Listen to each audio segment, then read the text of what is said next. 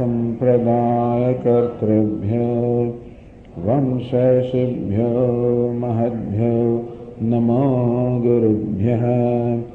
सर्वोपप्लवरहितः प्रज्ञानघनः प्रत्यगर्थो ब्रह्मैवाहमस्मि ब्रह्मैवाहमस्मि।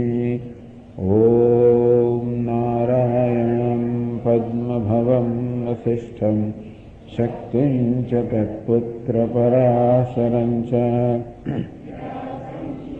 गौडपदं महान्तं गोविन्दयोगीन्द्रमखास्य शिष्यं श्रीशङ्कराचार्यमखास्य पद्मपाद हस्तामलकं च शिष्यं तन्तटकं वार्तिककार्मण्यान् अस्मद्गुरून् सन्ततमानतोऽस्मि। श्रुतिस्मृतिपुराणानाम् नमामि भगवत्पादं शङ्करं लोकशङ्करं शङ्करं शङ्कराचार्यं केशवं बादरायणं सूत्रभाष्यकृतौ वन्दे भगवन्तौ पुनः पुनः।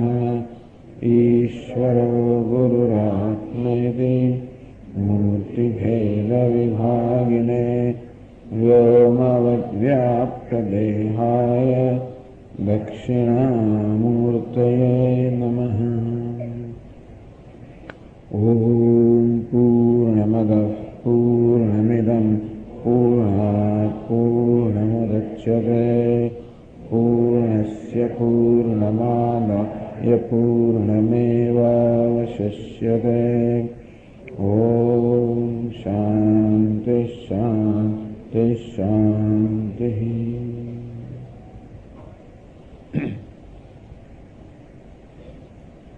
जनक राजा पूछ्યું યાજ્ઞવલ્ક્યજીને કથમ આત્મા ઇતિ, આ બધામાં કયો આત્મા છે? આ બધામાં આત્મા કોણ? કાયકણ સંઘાતમાં આ ઇન્દ્રિયો પણ ચેતનવંતી ભાષે છે, મન બુદ્ધિ આ સર્વ ચેતનવંતું છે, તો આ સર્વમાં આત્મા કોણ?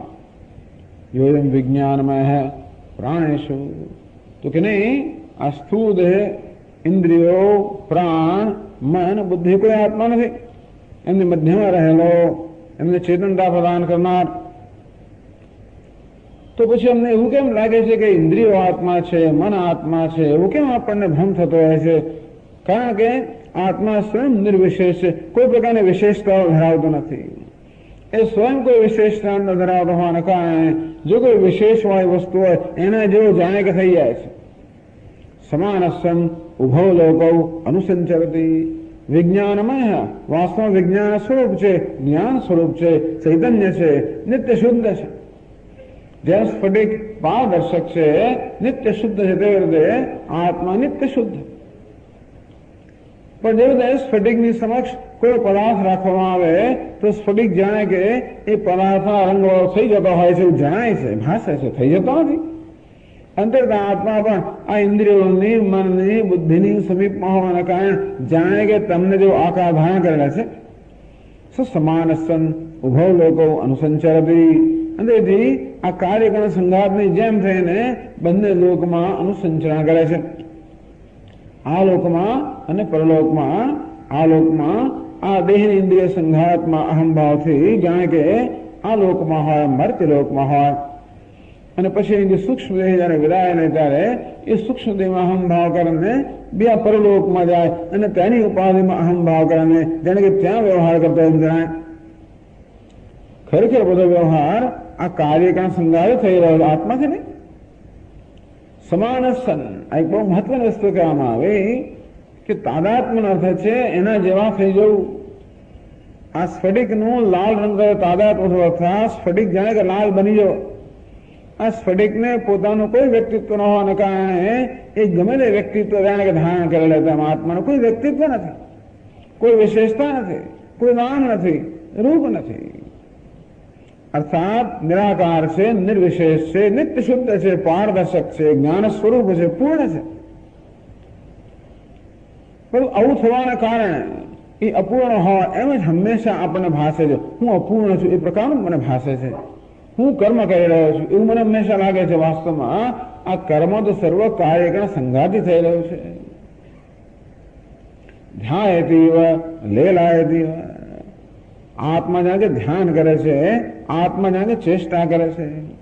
ધ્યાન તો મન વડે થઈ ગયું છે, થઈ રહ્યું છે, પણ મનમાં તાદાત્મ્યને કારણે જાણે કે મન જેવું થઈ ગયું કારણે આત્મા હું જાણે કે ધ્યાન કરું એવો ભ્રમ મારામાં જન્મે છે.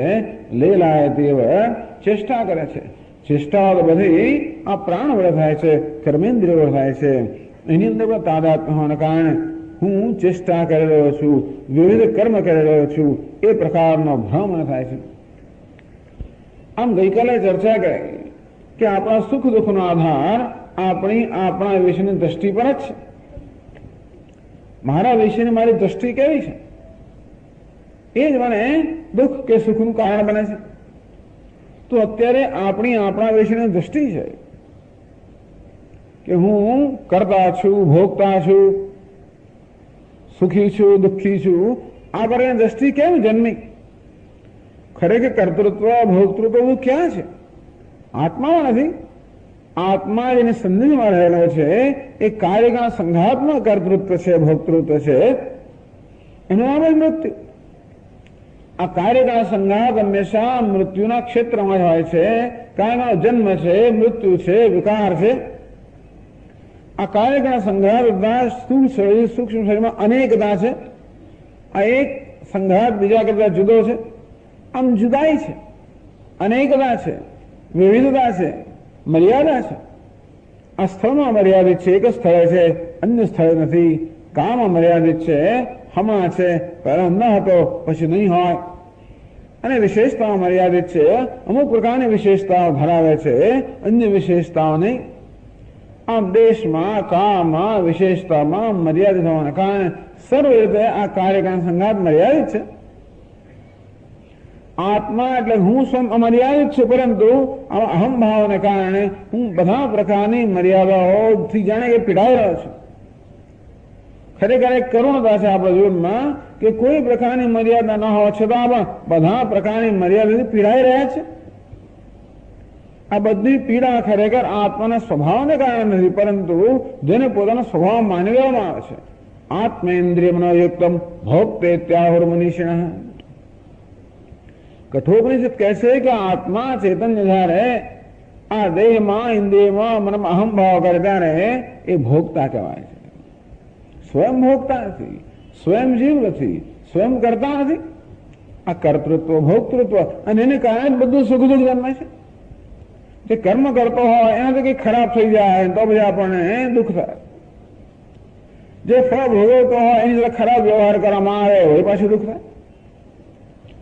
હું કોઈ સાથે ખરાબ વ્યવહાર કરું તો દુઃખ, મારી સાથે કોઈ ખરાબ વ્યવહાર કરતા પણ દુઃખ. હું કરતા હોઉં તો કોઈ સાથે ખરાબ વ્યવહાર કરું, હું ભોગતા હોઉં તો કોઈના વ્યવહારનો ભોગ બનો. આ કર્તૃત્વ, ભોગતૃત્વ, બસ આ બધી પીડા જન્માવે છે. આ કર્તૃત્વ, ભોગતૃત્વ વાસ્તવમાં આત્માનો ધર્મ નથી. બસ આ વસ્તુ ઉપનિષદ કહેવા માંગે છે સ્વપ્નના દૃષ્ટાંતથી અને સુષુપ્તિના દૃષ્ટાંત કહેવા માંગે છે કે કર્તૃત્વ, ભોગતૃત્વ નથી, પરંતુ પૂર્ણતા છે, આનંદ સ્વરૂપ છે. અધિક્રામતી મૃત્યો રૂપાણી. એટલે જો ઉભય લોકો અનુસંચરતી, આ લોકમાંથી પરલોકમાં કે પછી જાગ્રત સ્વપ્નમાં જરા આત્મા જાય છે. ગઈકાલે ચર્ચા કરી તે પ્રમાણે બસ આ દેહનો અહીં મૂકીને જાય છે. દેહને સાથે સંબંધિત બધી જ વસ્તુઓને અહીંનો અહીં મૂકીને જાય છે. મૃત્યુ રૂપાણી અતિક્રામતી. આ કાર્ય આ દેહને ઇન્દ્રિયો સંઘાત છે એનું અતિક્રમણ કરી જાય છે. આ દેહમાં ઇન્દ્રિયોની મર્યાદાઓ છે એને મૃત્યુ કહેવામાં આવે.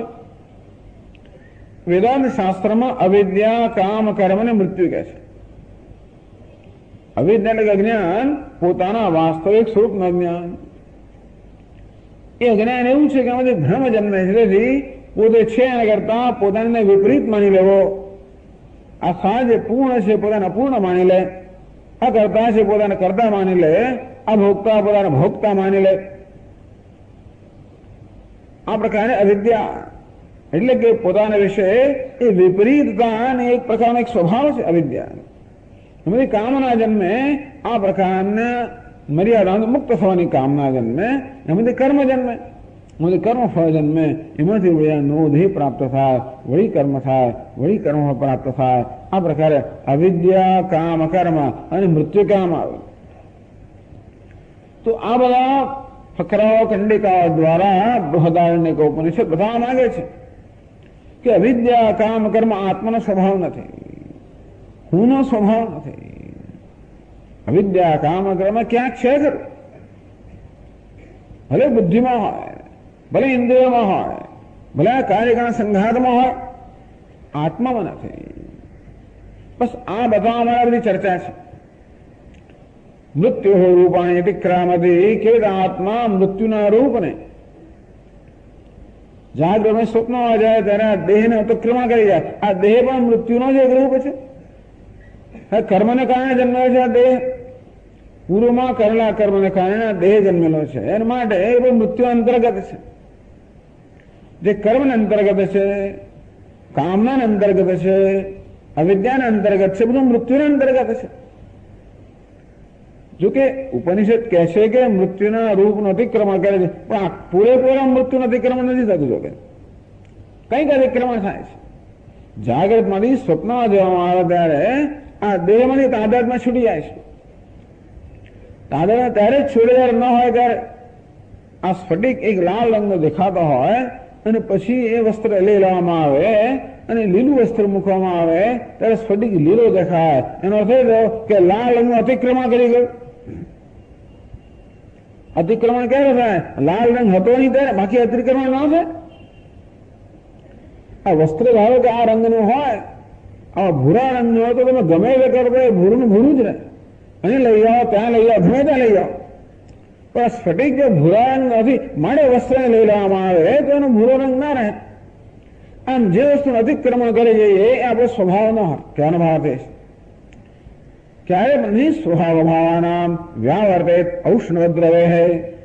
જેમ અગ્નિ ક્યારેય પોતાનો સ્વભાવ ના છોડે, અગ્નિ હંમેશા ગરમ જ હોય.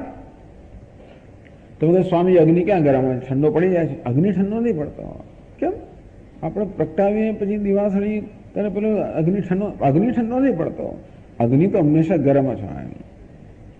ઉલવાઈ ગયા પછી ઠંડો જ. પણ એવું બને કે તમે દિવાસળી પ્રગટાવી અને ગરમના બદલે ઠંડો અગ્નિ પ્રગટ થયો. અગ્નિ ઠંડો ક્યારે કહેવાય? એ પેલી જ્યોત જે પ્રગટ થઈને એ ગરમ ઠંડુ કરે. એવું થાય તો એમ કહેવાય અગ્નિ સ્વભાવ બદલાય. કોઈ દિવસ ના બદલાય. સૂર્યનો પ્રકાશમાં સ્વભાવ ક્યારે પણ ના બદલાય. આ નિયમ એવો છે કે કોઈ વસ્તુ ક્યારે પોતાના સ્વભાવનું અતિક્રમણ ના કરે, ક્યારે પોતાના સ્વભાવનો ત્યાગ ન કરે. દરેક વસ્તુ પોતાના સ્વભાવમાં પ્રતિષ્ઠિત છે. એનાનો સ્વભાવ જે હોવા કોઈ પ્રયત્ન ના કરવો પડે. કોઈ પ્રશ્ન પૂછે અગ્નિ કેમ ગરમ છે?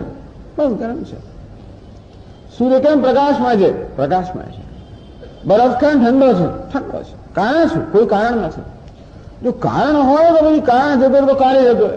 કોઈ પૂછે કે આ પાણી ગરમ કેમ છે? કારણ કે એ અગ્નિના સંપર્કમાં છે. એ સંપર્ક જતો રહે તો પાણીની ગરમી જતો રહે. જો જતો તો સમજવું કે ગરમી પાણીનો સ્વભાવ નથી. આટલો નિયમ યાદ રાખવા જેવો છે. વસ્તુના સ્વભાવ ક્યારે પણ ના જાય. એ જાય તો સ્વભાવ નથી. પ્રાણન્યો પ્રાણામ હોગી વદન વાક પશ્ચન ચક્ષુ શુનન શ્રોત્રમ. જયારે શ્વાસ લેતો હોય ત્યારે એ પ્રાણ કહેવાય, બોલતો હોય ત્યારે વક્તા કહેવાય, સાંભળતો ત્યારે શ્રોતા કહેવાય, જોતો હોય ત્યારે દ્રષ્ટા કહેવાય, વિચારતો હોય ત્યારે મનતા કહેવાય, જાણતો હોય ત્યારે જ્ઞાતા કહેવાય. આમ વારંવાર વેશ બદલાયા કરે છે. એ શું બતાવે? કોઈ પણ વેશ આનો સ્વભાવ નથી. પેલો અભિનેતા ભિન્ન ભિન્ન વેશ બદલતો હોય, હમણાં ભિખારી હોય, પછી રાજા હોય, પછી પ્રધાન હોય, પછી સાધુ હોય, એવું ક્યારે બની શકે? અમે એક વસ્તુનો સ્વભાવ ન હોય તો જ વેશનો ત્યાગ થઈ શકે, નવો વેશ પહેરી શકાય. આમ આવા વેશ બદલવામાં જે બતાવે છે કે પૂર્વ વેશ વાસ્તવમાં એ અભિનેતાનો સ્વભાવ નથી. અંતે જતે હું અર્થાત તમે આત્મા બે વેશ બદલ્યા જ કરીએ છીએ. હમણાં હું બોલનારો છું, તમે સાંભળનારા છે. ક્યારેક તમે બોલનારા બનશો, હું સાંભળનારો બનીશ. ક્યારેક ખાનારો, ક્યારેક પીનારો, ક્યારેક ચાલનારો. આ ભિન્ન વેશ હું લીધા જ કરું છું. એ જ બતાવે છે કે આમનો કોઈ વેશ મારો સ્વભાવ નથી. આત્માનો સ્વભાવ શું છે, આપણો મૂળ સ્વભાવ શું છે, જેનું ક્યારે અતિક્રમણ ના થાય, જે ક્યારે પણ ન છૂટે. આમ આ છૂટી જાય છે એમ કહીને ઉપનિષદ બતાવે છે કે આ સ્થૂળ દેહ તો આપણો સ્વભાવ નથી. જો સ્થૂળ દેહ આપણો સ્વભાવ હોત, એ આપણું સ્વરૂપ હોત, તો સ્વપ્નમાં સ્થૂળ દેહ હાજર હોત. એને સ્વરૂપ કહેવાય જે હંમેશા હાજર હોય. અગ્નિને ક્યાંય પણ લઈ જાઓ ગરમ જ હોય. સવારમાં ગરમ હોય, બપોરે ગરમ હોય, સાંજે ગરમ હોય, હિન્દુસ્તાનમાં ગરમ હોય, વિદેશમાં ગરમ હોય, ગમે ત્યાં ગરમ હોય, શિયાળામાં ગરમ હોય, ઉનાળામાં ગરમ હોય.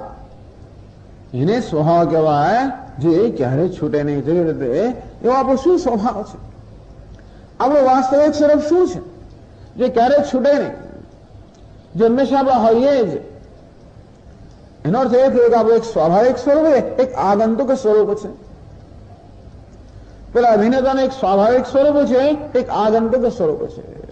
સ્વભાવ અભિનેતા કરોડપતિ છે, આગંતુક સ્વરૂપ કયો? ભિખારી.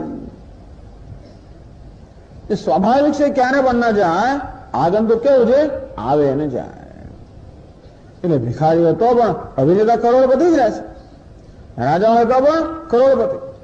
નહીં તો કોઈ ભિખારી બને જ નહીં. ધારો કે ભિખારીનો વેશ લેવાને કારણે પેલો ભિખારી બની જાય તો કોઈ દાડો વેશ એવું કોઈ લે ન લે. એ જાણે છે, એ તો જ્ઞાની છે. ભિખારીનો વેશ ભજવતા હોય એના મને જ્ઞાન છે હું કરોડપતિ છું. આ ભિખારીનો વેશ ભજવવાને કારણે બીજા કરોડ મને મળવાના છે એમ એટલા માટે વેશ લે છે.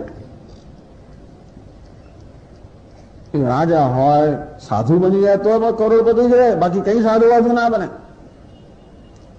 વેશમાં એ સાધુનો વેશ ના લે તો વેશ લેવાને માણસ બની જાય તો કોઈ વેશ ના લે. એટલે નાના છોકરાઓ તો વેશ લેવા માંગતા નથી, એમને એમ કે આપણે એ બની જાય છે.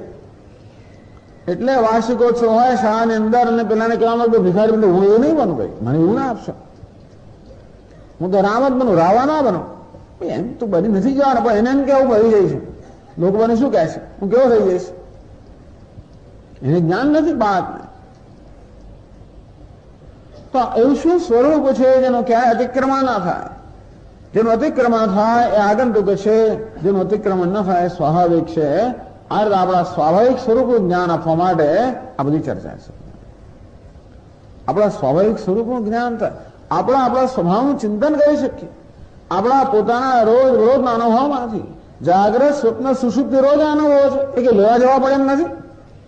એમણે કોઈ તપશ્ચર્યા કરવી ના પડે, કશી ઉપાસના ના કરવી પડે, સાધના કરવી જ ના પડે. રોજ જે જાગીએ છે, રોજ સ્વપ્ન જોઈએ છે, રોજ ઊંઘી જોઈએ છે. હમણાં તો ઊંઘતો તો ક્યારેક તો ઊંઘતા હતા એટલે અનુભવ તો છે જ આપણને. ક્યારેક થઈ જાય કે પુણ્ય પરવારી ગયા તો ઊંઘ પણ ના આવે છે વાત છે, પણ ઊંઘ સુવિધાઓ જાણીએ છે.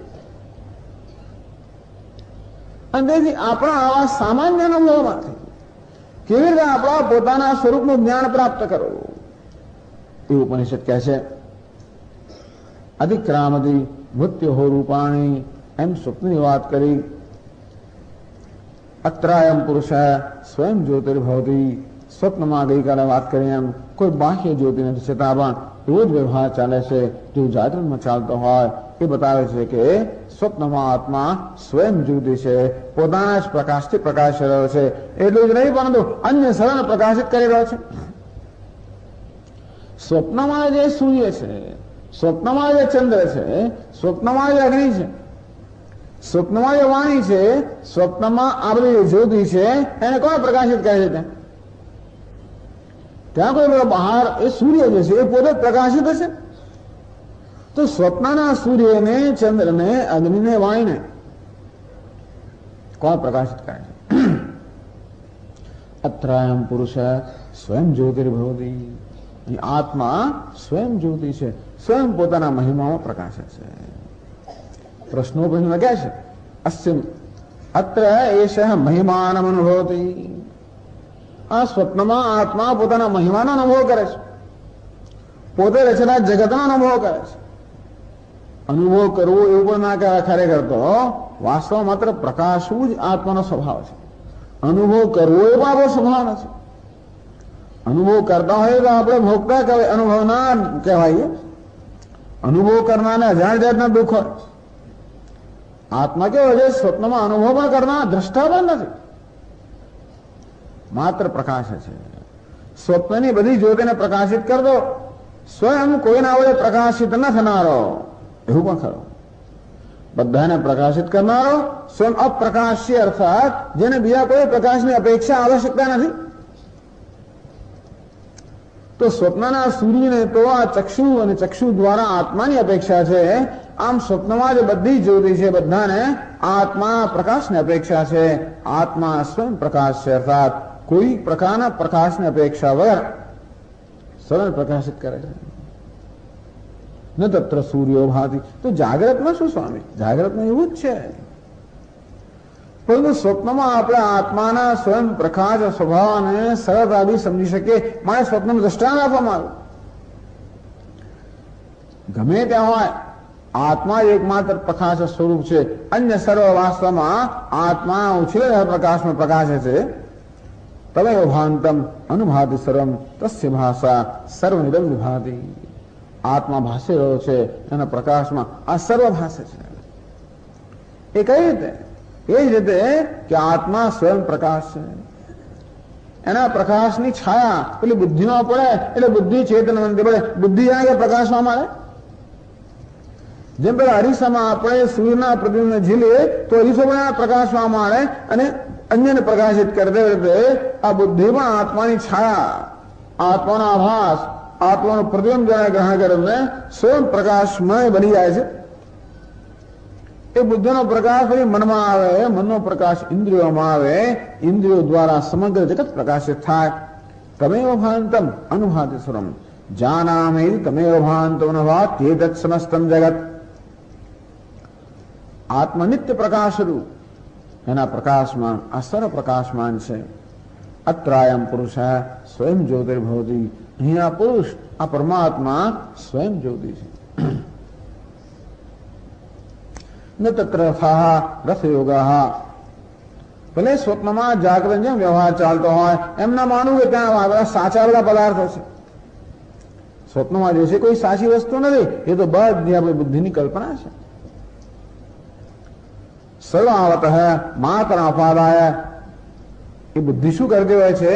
જાગ્રત અવસ્થાના અનુભવોથી એક અંશ વાસણાઓને લઈને સ્વપ્નમાં જાય છે અને ત્યાં બધા પદાર્થોનું સર્જન કરે છે. એમાં પણ સુખ દુઃખ તો રહેલું જ છે. કર્તૃત્વ બુદ્ધિમાં છે. સહી કરતા ભવતી. ઉપનિષદ કહે છે કે આત્મા ત્યાં પણ કરતા બને છે. જેમ જાગ્રતમાં કરતા જેવો સ્વપ્નમાં કરતા નથી, જાગ્રતમાં કરતા નથી. એ હાજર છે એટલું જ. એવું છે ને કે ઘણી જો પોતે કશું બોલે નહીં એના પર અનેક પ્રકારના આરોપ કરવામાં આવતા હોય છે. ઘણી અત્યંત નિર્દોષ માણસો પોતાનો બચાવ ન કરતો હોય એના પર બધા જ જાતના આરોપ કરો કે બચાવ ન કરે, બહુ સરળ થઈ પડે આપણને. આત્મા બચાવ કરતો જ નથી. કરતો તો બહુ સારું થાય. બોલતો કેમ નથી બોલતો? આખો દિવસ આપણે એના પર આરોપ કયા કરીએ? હું કરતા છું, ભોગતા છું, સુખી છું, દુઃખી છું, સતત આરોપ કરીએ છીએ. તો આરોપી કોને કહેવાય? જેને અનેક આરોપ કરવામાં આવ્યા છે. આત્મા પર આરોપ કરવામાં આવ્યા તો બોલતો જ નથી. આ સ્ફટિક કોઈ વિરોધ જેમ નોંધાવતો નથી. ઉપદ્રષ્ટાન મનતા જ ભરતા ભોગતા મહેશ્વર. ઉપદ્રષ્ટા બધાની સમીપમાં રહીને માત્ર દર્શન કરનારો, બધાને પ્રકાશિત કરનાર, અવભાષિત કરનાર. અનુમંતા આ મનને જેમ કરવું એમ કરવા દેનારો. કશું બોલતો નથી. સ્વામી આત્મા તમારો ખરો છે? ચોરને અટકાવતો નથી અને આ ગુનેગારને અટકાવતો નથી. હનુમંતા બધાને અનુમતિ આપનાર છે. ભરતા બધાનું ભરણ પોષણ કરનાર છે. બધાને સત્તા સ્ફૂર્તિ પ્રદાન કરનાર છે. ભોગતા બધાને પ્રકાશિત કરનાર છે. પરમાત્મે વિચારયુક્ત દેહેસ્મિન પુરુષ પર.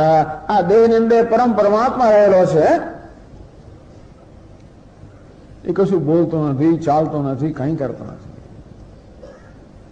પશ્યત્ય ચક્ષુ સશ્રોત્ય કર્ણ. આંખો વગર બધું જુએ છે, કાન વગર બધું સાંભળે છે. અપાણી પાદો જવનો ગ્રહિતા. હાથ વગર બધું ગ્રહણ કરે છે. પગ વગર બધે ગતિ કરે. કઈ કરતો નથી.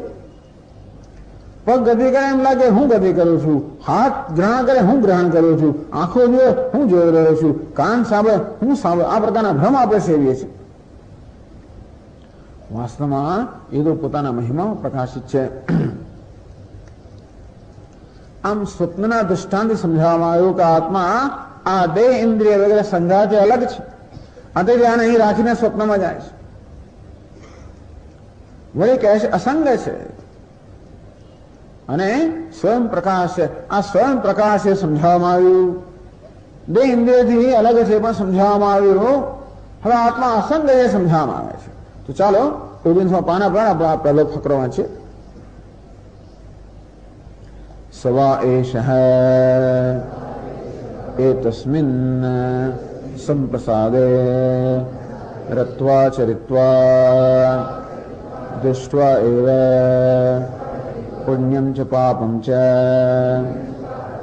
પુનઃ પ્રતિજ્ઞાયં પ્રતિયોનિ આદ્રવતી સ્વપ્નાય એવ સહ યત્તત્ર કિંચિત પશ્યતિ અનન્વાગતસ્તેન ભવતિ અસંગો હિ અયં પુરુષઃ ઇતિ.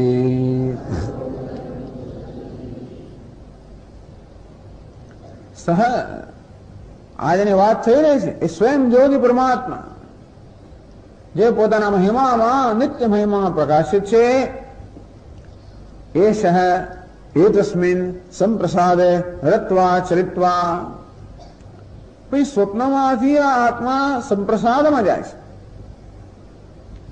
સુષુપ્તિ માટે ઉપનિષદ સંપ્રસાદ શબ્દનો પ્રયોગ કરે છે. સમ્યક પ્રસિદ્ધતિ અસ્મિન સંપ્રસાદ, જેમાં સારી રીતે પ્રસન્નતા હોય, સારી રીતે પ્રસન્નતા હોય એ અવસ્થાને સંપ્રસાદ કહેવામાં આવે. ઉપનિષદમાં આ શબ્દ પ્રસિદ્ધ છે. છાંદોગ્યમાં, બૃહદારણ્યકમાં પ્રસાદ એટલે પ્રસન્નતા અને સારી રીતની પ્રસન્નતા, સ્વાભાવિક પ્રસન્નતા. જાગ્રતમાં ક્યારેક ક્યારેક પ્રસન્નતા હોય છે પરંતુ કોઈ કારણસર હોય છે. આપણે ધાર્યું કશું થાય, અનુકૂળ કઈ મળે ત્યારે પ્રસન્ન હોય, એની તો ના હોય. અર્થાત જાગ્રતમાં જે ક્યારેક પણ પ્રસન્નતા મળે એ કોઈ કારણસર હોય, આગંતુક પ્રસન્નતા હોય છે. આગંતુક અર્થાત આપણને ગમતી કોઈ વસ્તુ થાય તો આપણે પ્રસન્ન બની જઈએ, ન થાય તો અપ્રસન્ન બની જાય. માટે આ જાગ્રતમાં પ્રસન્નતા કેવી આગંતુક છે.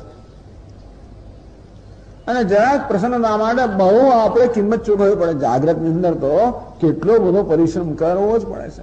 મહાન બોજ લઈને ફરીએ જાગ્રત. શાનો બોજ? અહંકારનો બોજ. હું કંઈક છું.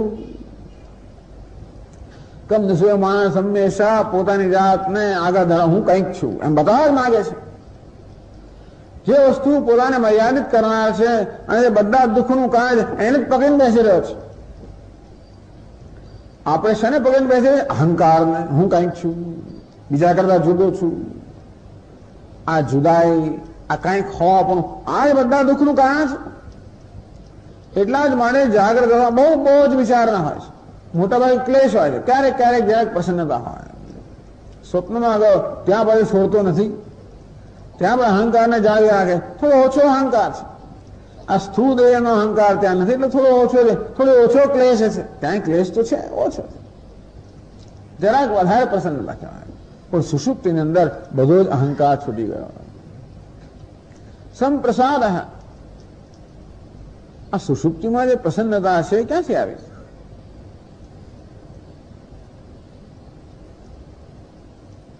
સુષુપ્તિમાં અવાજ વોલ્યુમ વધારે થોડો.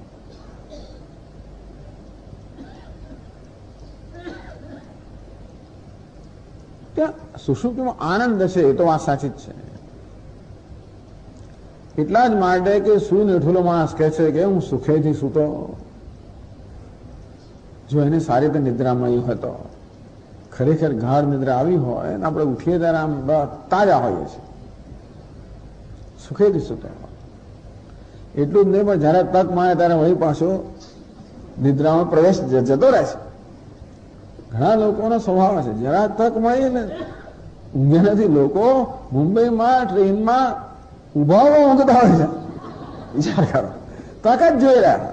જરાક મળી ના મળે અને ઊંઘી જાય. એમને કહો કે કામ કરો તો બધી વાત છે. ઊંઘવાનું કઈ ચિંતા નથી, કોઈને એનો વિરોધ નથી. આ ઘરના બાળકોને કઈ કામ કરે, કેમ બહાર જ્યાં લઈ આવો, શું કરવા? પછી એને રસોઈ બનાવી, રોજ રોજ ના, રોજ રોજ આવો. એને કોઈ એવું પૂછે, રોજ રોજ ઊંઘવાનું? કોઈ પૂછ્યું કોઈ દિવસ તમને? ઊંઘી જા, શું કરવા ઊંઘી જાવ? કોઈ દિવસ પૂછ્યું છે? વાંચ તો કેમ વાંચું? ઊંઘવા મળે કોઈને વિરોધ ખરો? રોજ રોજ ઊંઘવાનું કોઈને વિરોધ નથી. બધા લોકોને આવકારે છે. એટલા જ માટે કે એક આવકારી અનુભવ છે. એટલું તો ઉઠાડતા દમ નીકળી જાય. બસ આપણા નિશાળા જવાનું છે, આ કરવાનું છે, ઢોલ વગાડો, નગારા વગાડો, ત્યારે માણમાં ઉઠે. એલાર્મ નો હિસાબ જ નથી. એટલે માણસ એ અનુભવને છોડવા તૈયાર નથી. એ અનુભવમાં જવા માટે અહીંયામાં કહે છે એ તો સંતાય ધાવતી, એ અંતમાં એ અવસ્થામાં જવા દોડે છે અને એમાંથી નીકળવા તૈયાર નથી. બતાવે છે કે સુષુપ્તિ અત્યંત સુખદાયક અનુભવ છે. એટલે અવસ્થાને સંપ્રસાદ કહેવામાં આવે.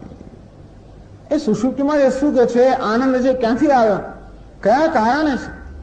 ત્યાં કયો સિનેમા જોવા મળે છે, કયો વિડીયો જોવા મળે, ત્યાં હોય કયા પિઝા ખાવા મળે, ત્યાં શું કઈ નથી.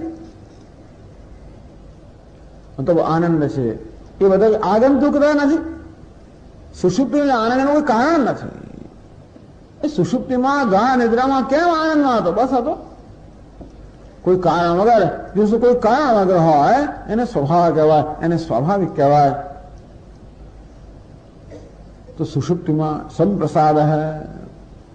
અસ્મિન રત્વા ચરિત્વા, આ સ્વપ્નાવસ્થામાં રત્વા ચરિત્વા, સ્વપ્નો રમણ કર્યું, વિચરણ કર્યું, પોતાના પ્રિય પદાર્થો સાથે ક્રીડા કરી, જ્યાં જ્યાં સ્થળે વિચરણ કર્યું તે સ્વપ્નમાં એનું એ શોધતો હોય ને. જેમ જાગ્રતમાં અહીંથી ત્યાં જતો હોય એમ સ્વપ્નમાં જાય પાછું. થાકી ગયો એવું કરી કે ત્યાં થાકી ગયો. રત્વા ચરિત્વા દૃષ્ટવા એવ પુણ્યમ ચ પાપમ છે. આ સ્વપ્નમાં પુણ્ય ને પાપના દર્શન કરીને, આ એક નોંધવા જેવો શબ્દ, દૃષ્ટવા એવ દર્શન માત્ર કરીને, નતું ભોગત્વા, ભોગવીને નહીં, ભોગત્વા નહીં, પણ દૃષ્ટવા એવ સ્વપ્નમાં પણ માત્ર દર્શન જ કરે છે. આપણે કહીએ કે સ્વપ્નમાં મને આવા અનુભવ થયા, આપણે કહીએ છીએ. સ્વપ્ન અનુભવ કરનાર છે એ પ્રકારનો ભ્રમ ધરાવું છું. વાસ્તવમાં સ્વપ્નમાં ભોગવવા પણ એટલે શું? આત્માના પક્ષે સ્વપ્નના અનુભવનો ભોગવવા પણ એટલે માત્ર દર્શન જ કરવું. કોઈ કશું બોલતો નથી ને એટલે વળી પાછા એના પર આરોપ કરવામાં, આ જ ભોગવનારો છે, આ જ કરનારો છે. સ્વપ્નમાં પણ અનેક કર્મ કરતો એવું લાગે છે, ખરે કોઈ કર્મ કરતો નથી. એટલું જ નહીં, પરંતુ ઉઠ્યા પછી મને પણ કોઈ પ્રકારનો સંકોચ કે પશ્ચાતાપ કે પછી અપરાધની લાગણી નથી. સ્વપ્નમાં ઉઠ્યા પછી જાત જાતના ઘોર કર્મ સ્વપ્નમાં કરે તો પણ કોઈને કશું થતું નથી. એટલું જ નહીં, કોઈ મને દોષ પણ નથી આપતું. બધા જાણે છે કે સ્વપ્નમાં ખરેખર આત્મા એટલે હું કશું કર્મ કરતો નથી. જાગ્રતમાં જે જીવાત્મા એ જીવાત્મામાં સ્વપ્નમાં કોઈ કર્મ કરતો છતાં આપણે માની છે કે હું કર્મ કરી રહ્યો છું. દૃષ્ટવાય સ્વપ્નમાં માત્ર પુણ્યમ છે પાપમ, ત્યાં પુણ્ય ને પાપના કર્મને ભોગવીને, આ બધી અવસ્થાઓ કર્મને કારણે છે. તો મૃત્યુને એક રૂપનું અતિક્રમણ કરી ગયો. આ દેહેન્દ્રિયા જે સંઘાત છે એનું અતિક્રમણ કરી ગયો, પરંતુ એ કર્મનું અતિક્રમણ થયું નથી. કર્મનું પણ થઈ ગયું. સ્વપ્નમાં કોઈ કર્મ નથી કરતા, બધા કામના છે. જો મૃત્યુના આટલા રૂપ છે, અવિદ્યા, કામ, કર્મ. અજ્ઞાન એમાં જન્મેલી કામનાઓમાં જન્મેલા કર્મ. તો જયારે જાગ્રત સ્વપ્નમાં આવી જાય ત્યારે એનું કર્તૃત્વ છૂટી જાય છે. સ્વપ્નમાં આત્મા એટલે જીવાત્મા કોઈ નવા કર્મ કરતો નથી, કોઈ નવા કર્મ બાંધતો નથી. આપણે જાણીએ છીએ ત્યાં માત્ર ભોક્તૃત્વ છે. સ્વપ્ને સજીવા સુખ દુઃખ ભોગતા. જાગ્રતમાં બધું કર્મ થતું હોય છે. સૈવ માયા પરિમોહિત આત્મા શરીરમાં સ્થાય કરોતિ સર્વમ. જાગ્રતમાં કર્તૃત્વ છે, જાગ્રતમાં જે આપણે કરીએ છીએ એનાથી બંધાઈએ જે કરીએ, ટૂંકમાં જાગ્રતમાં જે કર્મ કરીએ એનું ફળ આપણે ભોગવવું પડે છે અજ્ઞાનને કારણે. હું કરતા માનું છું, સ્વપ્નમાં તો કર્મ નથી, એટલે સ્વપ્નમાં કર્મથી છૂટી ગયો, અજ્ઞાનથી છૂટ્યો નથી, કામનાથી છૂટ્યો નથી, કર્મથી છૂટ્યો. પણ ત્યાં ખરેખર સ્વપ્ન અવસ્થામાં કર્મનું પરિણામ છે, જાગ્રતમાં કર્મનું પરિણામ છે, સ્વપ્ન કર્મનું પરિણામ છે. જાગ્રતના કર્મનો અંત આવે એટલે સ્વપ્નના કર્મનો પ્રારંભ થાય, એને કારણે સ્વપ્નાવસ્થા છે. પણ ત્યાં માટે ભોગવવાનું છે, પોતાના કર્મનો ભોગવે ત્યાં કર્મનું બંધન છે, એટલે કર્મ છે ત્યાં. અરે કામ છે, કર્મ નથી, કામના છે. જે પ્રકારની કામના પોતે સેવતો હતો એને કારણે આ સ્વપ્નના પદાર્થોને રચેલા છે. દુષ્ટ એવા પુણ્યમ છે પાપમ છે, આ પુણ્ય ને પાપ ફળ જે છે જેને કારણે સ્વપ્ન જે સર્જાયું છે એનો અનુભવ કરનાર. પુનઃ એમ કર્યા પછી, આમ સ્વપ્નના અનુભવ લીધા પછી પ્રતિજ્ઞાયમ પ્રતિયોની આદ્રવતી, તો વહી સ્વપ્નમાંથી પછી સુષુપ્તિમાં જાય. સુષુપ્તિમાં જો સ્વપ્નમાં આવે, આમ જાગ્રતમાંથી સ્વપ્નમાં, સ્વપ્નમાંથી સુષુપ્તિમાં, સુષુપ્તિમાંથી પાછો સ્વપ્નમાં, સ્વપ્નમાંથી જાગ્રતમાં. પ્રતિજ્ઞાયમ પ્રતિયોની, જેવો આવ્યો તો જે માર્ગ આવેલો એ માર્ગે પાછો આવે છે. સ્વપ્નમાંથી સુષુપ્તિમાં ગયેલો એ જ માર્ગે પાછો સ્વપ્નમાં આવે છે. સ્વપ્ના એવ, આમ સ્વપ્નમાં અનેક પ્રકારના ભોગ ભોગવીને, રત્વા ચરિત્વા, અનેક પ્રકારનું રમણ કરીને, અનેક પ્રકારની ક્રીડા કરીને, અનેક પ્રકારનું વિચરણ કરીને જે બધા અનુભવો પોતાના પુણ્ય અને પાપના પરિણામે છે એ બધા પ્રકાર અનુભવો કરીને આ જીવાત્મા સુષુપ્તિમાં જાય છે. ત્યાં પણ રત્વા ચરિત્વા, ત્યાં પણ પોતાના, ત્યાં પણ ભોગ તો ભોગવો જ છે કે આનંદનો અનુભવ કરે છે. સુષુપ્તિમાં અનુભવ તો છે જ. એટલા જ માટે ઊંઘ્યા પછી આપણે કહીએ કે હું કઈ જાણતો ન હતો, હું સુખે સુતો, અર્થાત ત્યાં પણ અજ્ઞાનનો અનુભવ છે, સુખનો અનુભવ છે. એ અનુભવ કરીને વહી પાછો સ્વપ્નમાં આવે છે. સ્વપ્નાએવ સયત્ર કિંચિત પશ્યતિ અનન્વાગદસ્તેન ભવતી. આ મહત્વની વસ્તુ એ છે કે સ્વપ્નમાં જે બધું જુએ છે, જે બધા અનુભવ લે છે, અનન્વાગદસ્તેન એ બધાથી નિર્લેપ રહે છે, એ લેપાયમાન થતો નથી. કેમ એવું છે? અર્થાત સ્વપ્નના અનુભવોની આત્મા પર કોઈ અસર પડતી નથી, સુષુપ્તિના અનુભવની આત્મા પર કોઈ અસર પડતી નથી. એવું કેમ છે? અસંગો હિ અયમ પુરુષ. वो महत्वનું વાક્ય છે, અયમ પુરુષ અસંગ હૈ. આ પુરુષ આત્મા અસંગ છે, કશા સાથે જોડાતો નથી. જેમાં સ્ફટિક કેવો છે? અસંગ છે. એના કર્મને કારણે એને આ પ્રકારનો અનુભવ પ્રાપ્ત છે, અવરંગ છે. એનું આ જાગ્રત અવસ્થા, પછી એનું કર્મ બદલાય સ્વપ્ન અવસ્થા. ચાલો બીજું કંઈક બબ્બે છે બધા છે. સ્વપ્ન અવસ્થા આવી પછી બસ સુષુપ્તિમાં ગયા, સુષુપ્તિ અવસ્થા. આ બધી અવસ્થા અનન્વાગદસ્તેન ભવતી. આ સ્ફટિક લાલ દેખાય, પીળું દેખાય, કાળું દેખાય, ભૂરું દેખાય, પરંતુ અનન્વાગદસ્તેન ભવતી એ કશાથી લેપાયમાન થતો નથી. આ રંગ એના પર કોઈ પ્રકારના એને રંગીન કરી શકતા નથી, એને લેપાયમાન કરી શકતા નથી, એનો કોઈ પ્રભાવ પાડી શકતા નથી. માત્ર અજ્ઞાનને કારણે સ્ફટિક પોતે માને છે કે હું લાલ છું, કાળો છું, ભૂરો છું, એમ સ્ફટિક પોતે માને છે અજ્ઞાનને કારણે. એવું માને છે ત્યારે પણ ખરેખર લાલ, ભૂરો કે લીલો કશું છે જ નહીં. અસંગો હે એમ પુરુષ હે, જેમાં સ્ફટિક અસંગ છે, કોઈ રંગ સાથે જરાય પણ જોડાતો નથી, રંગીન દેખાવા છતાં પણ રંગાતો નથી. આંતરિક આત્મા પણ અસંગ છે. હું તમે આ સ્વયં જ્યોતિ પરમાત્મા, આ કોની વાત છે? આપણી વાત છે. આત્મા એટલે બીજું કોઈ જગ્યા, ત્યાં કોઈ ધામમાં લોકમાં રહે, આપણી વાત છે. આપણે એટલે કહો હું, હું એટલે કહો આ જે શું તે છું, એની વાત છે. સમજ્યા? મારી વાત છે. ક્યાં હું હું તો ખાલી ગૃહિણી છું, હું તો ફલાણો છું ને પિતા છું ને માતા છું. કોણે કહ્યું પિતાનો? એ પણ બતાવશે આગળ. પિતા હોત તો હંમેશા પિતાને પિતા જ રહ્યો હોત, માતા હોત તો હંમેશા માતા માતા રહ્યો, એવું નથી. હંમેશા જેમ રહેતો એ જ મારું સ્વરૂપ છે, બાકી આગંતુક છે. અસંગો હે એમ પુરુષ હે. જેમ પેલો અભિનેતા અસંગ છે, ભિખારનો વેશ પ્રમાણે ભિખારી બની જતો, રત્વા ચરિત્વા, આ ભિખારનો વેશ લે, રમણ કરે, વિચરણ કરે, જાત જાતના બધા કર્મ કરે, જાત જાતના ભોગ ભોગવે. આમ ભિખારી અનેક પ્રકારના કર્મ કરતો હોય છે, પેલો અભિનેતા અનેક પ્રકારના બધા અનુભવો કરતો હોય છે. લોકો જાત જાતની રીતે એની જોડે વર્તે ને. ભિખારી થયો એટલે પછી એ જ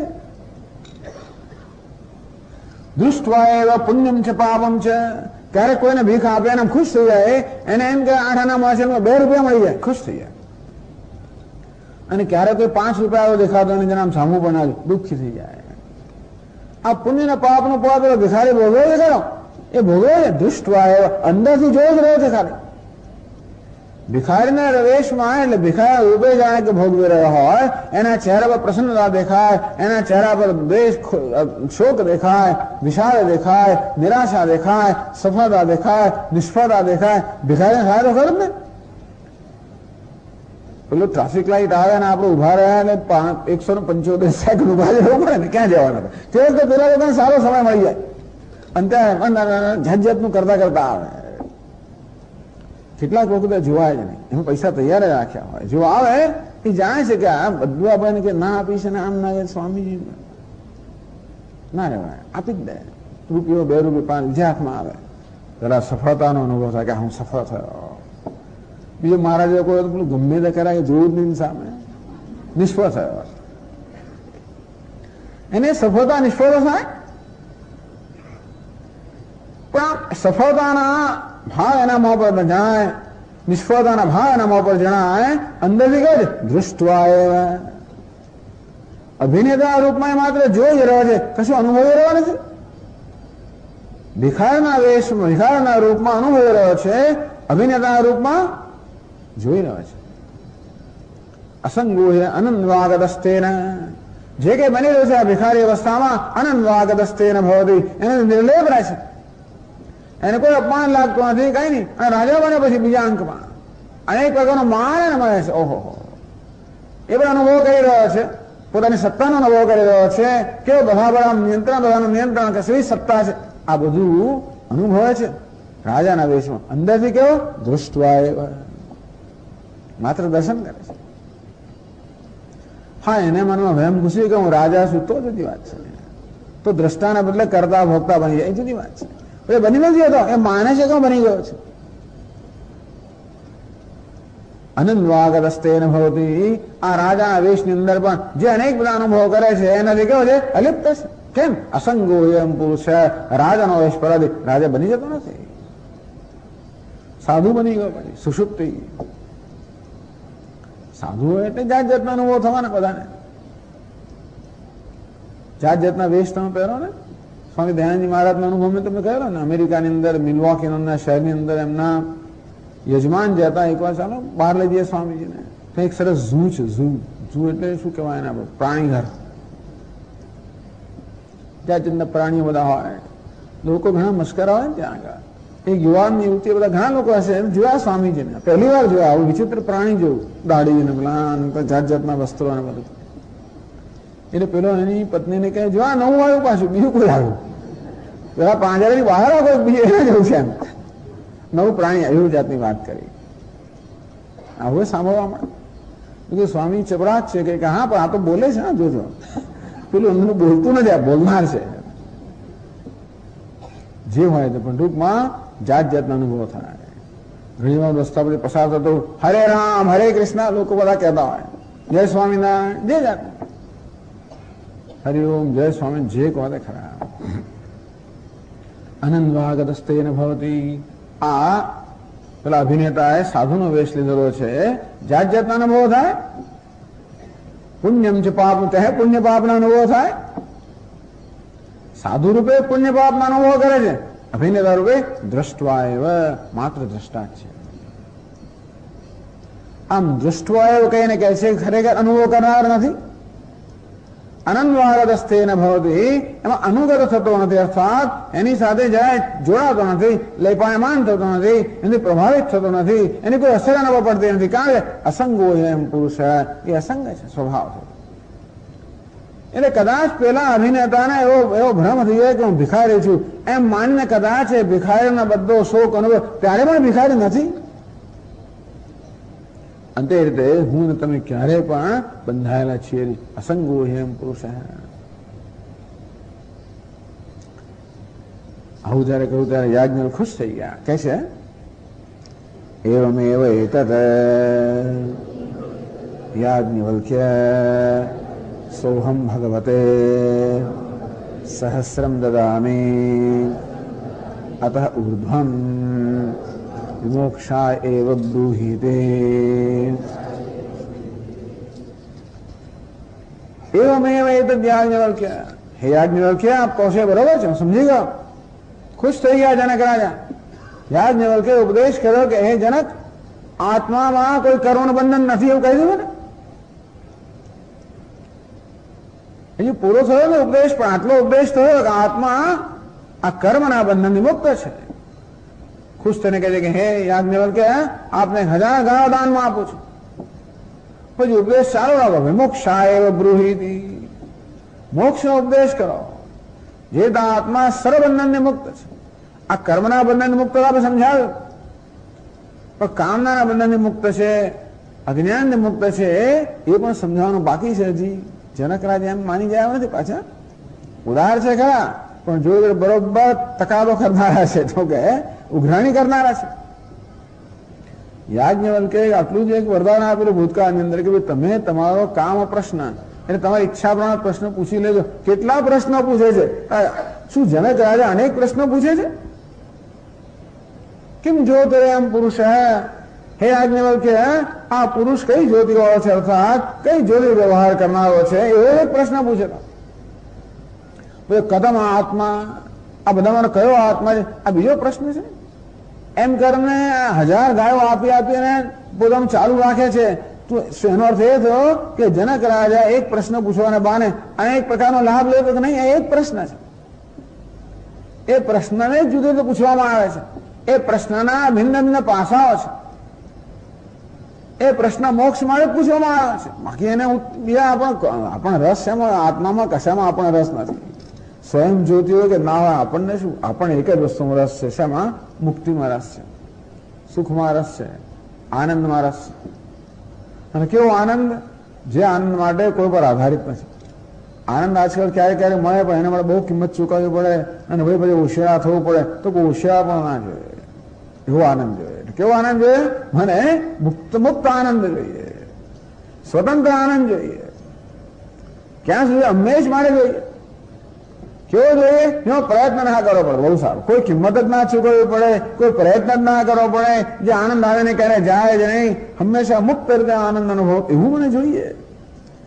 આપણે બોલીએ કે ના બોલીએ, સમજીએ કે ના, પણ આ આપણી ઈચ્છા છે. આપણી શું ઈચ્છા છે આપણે કદાચ સમજ્યા ન હોઈએ, જુદી વાત છે. પણ આ એક જ ઈચ્છા દરેક માનવીના મનમાં છે. માનવી પછી મહાન હોય, ગમે તે હોય, ગરીબ હોય, તવંગર હોય, ગમે તે હોય, ભણેલો હોય, અભણ હોય, સમજતો હોય, ના સમજ, એક જ ઈચ્છા છે. અને માટે જનક રાજાએ પ્રશ્ન પૂછ્યો એક જ વસ્તુ, મોક્ષ કેમ પ્રાપ્ત કરવો? મોક્ષનું સ્વરૂપ સમજાવો, અને એટલામાં આત્માનું સ્વરૂપ સમજાવો. એટલે જનક રાજાને એમ નથી વાંચતો હજી મારા પ્રશ્ન ઉત્તર મળ્યો. એટલે એક જ પ્રશ્ન માટે વરદાન આપવામાં આવેલું. જનક રાજા વાર્તાલાપ સંવાદ ચાલુ જ રાખે છે, કારણ કે હજી પોતાના પ્રશ્ન ઉત્તર મળ્યો નથી. મને યાદ ન હોય, હજી ચાલુ રાખો. યાદ ન હોય કે વચન આપ્યું છે એટલે ક્યાં જવાના હતા? જો કે એમને પણ આનંદ છે આ વાર્તાલાપનો, કે આ સંવાદના ઉપદેશનો, છતાંય કદાચ યાદ ન હોય કે કહે કે આપણી શરત પૂરી થઈ ગઈ. તો હજી શરત પૂરી થઈ નથી. જે પ્રશ્ન ભલે એવો પૂછ્યો, કેમ જોતે એમ પુરુષ છે, એની પાછળ ઈરાદો શું હતો? મારે તો મોક્ષનું જ્ઞાન જોઈએ. એટલે જ કહ્યું આ તો ઉર્ધ્વમ વિમોક્ષાય બ્રૂહીતિ. તો હવે પછી વળી પાછા આગળના મોક્ષની વાત કરો, હવે પછી મોક્ષની વાત કરો. આપણે આ કર્મના મોક્ષની વાત તો કરી, પછી કામમાંથી અવિદ્યામાંથી કેમ મોક્ષ મેળવવો એ જરા બતાવો.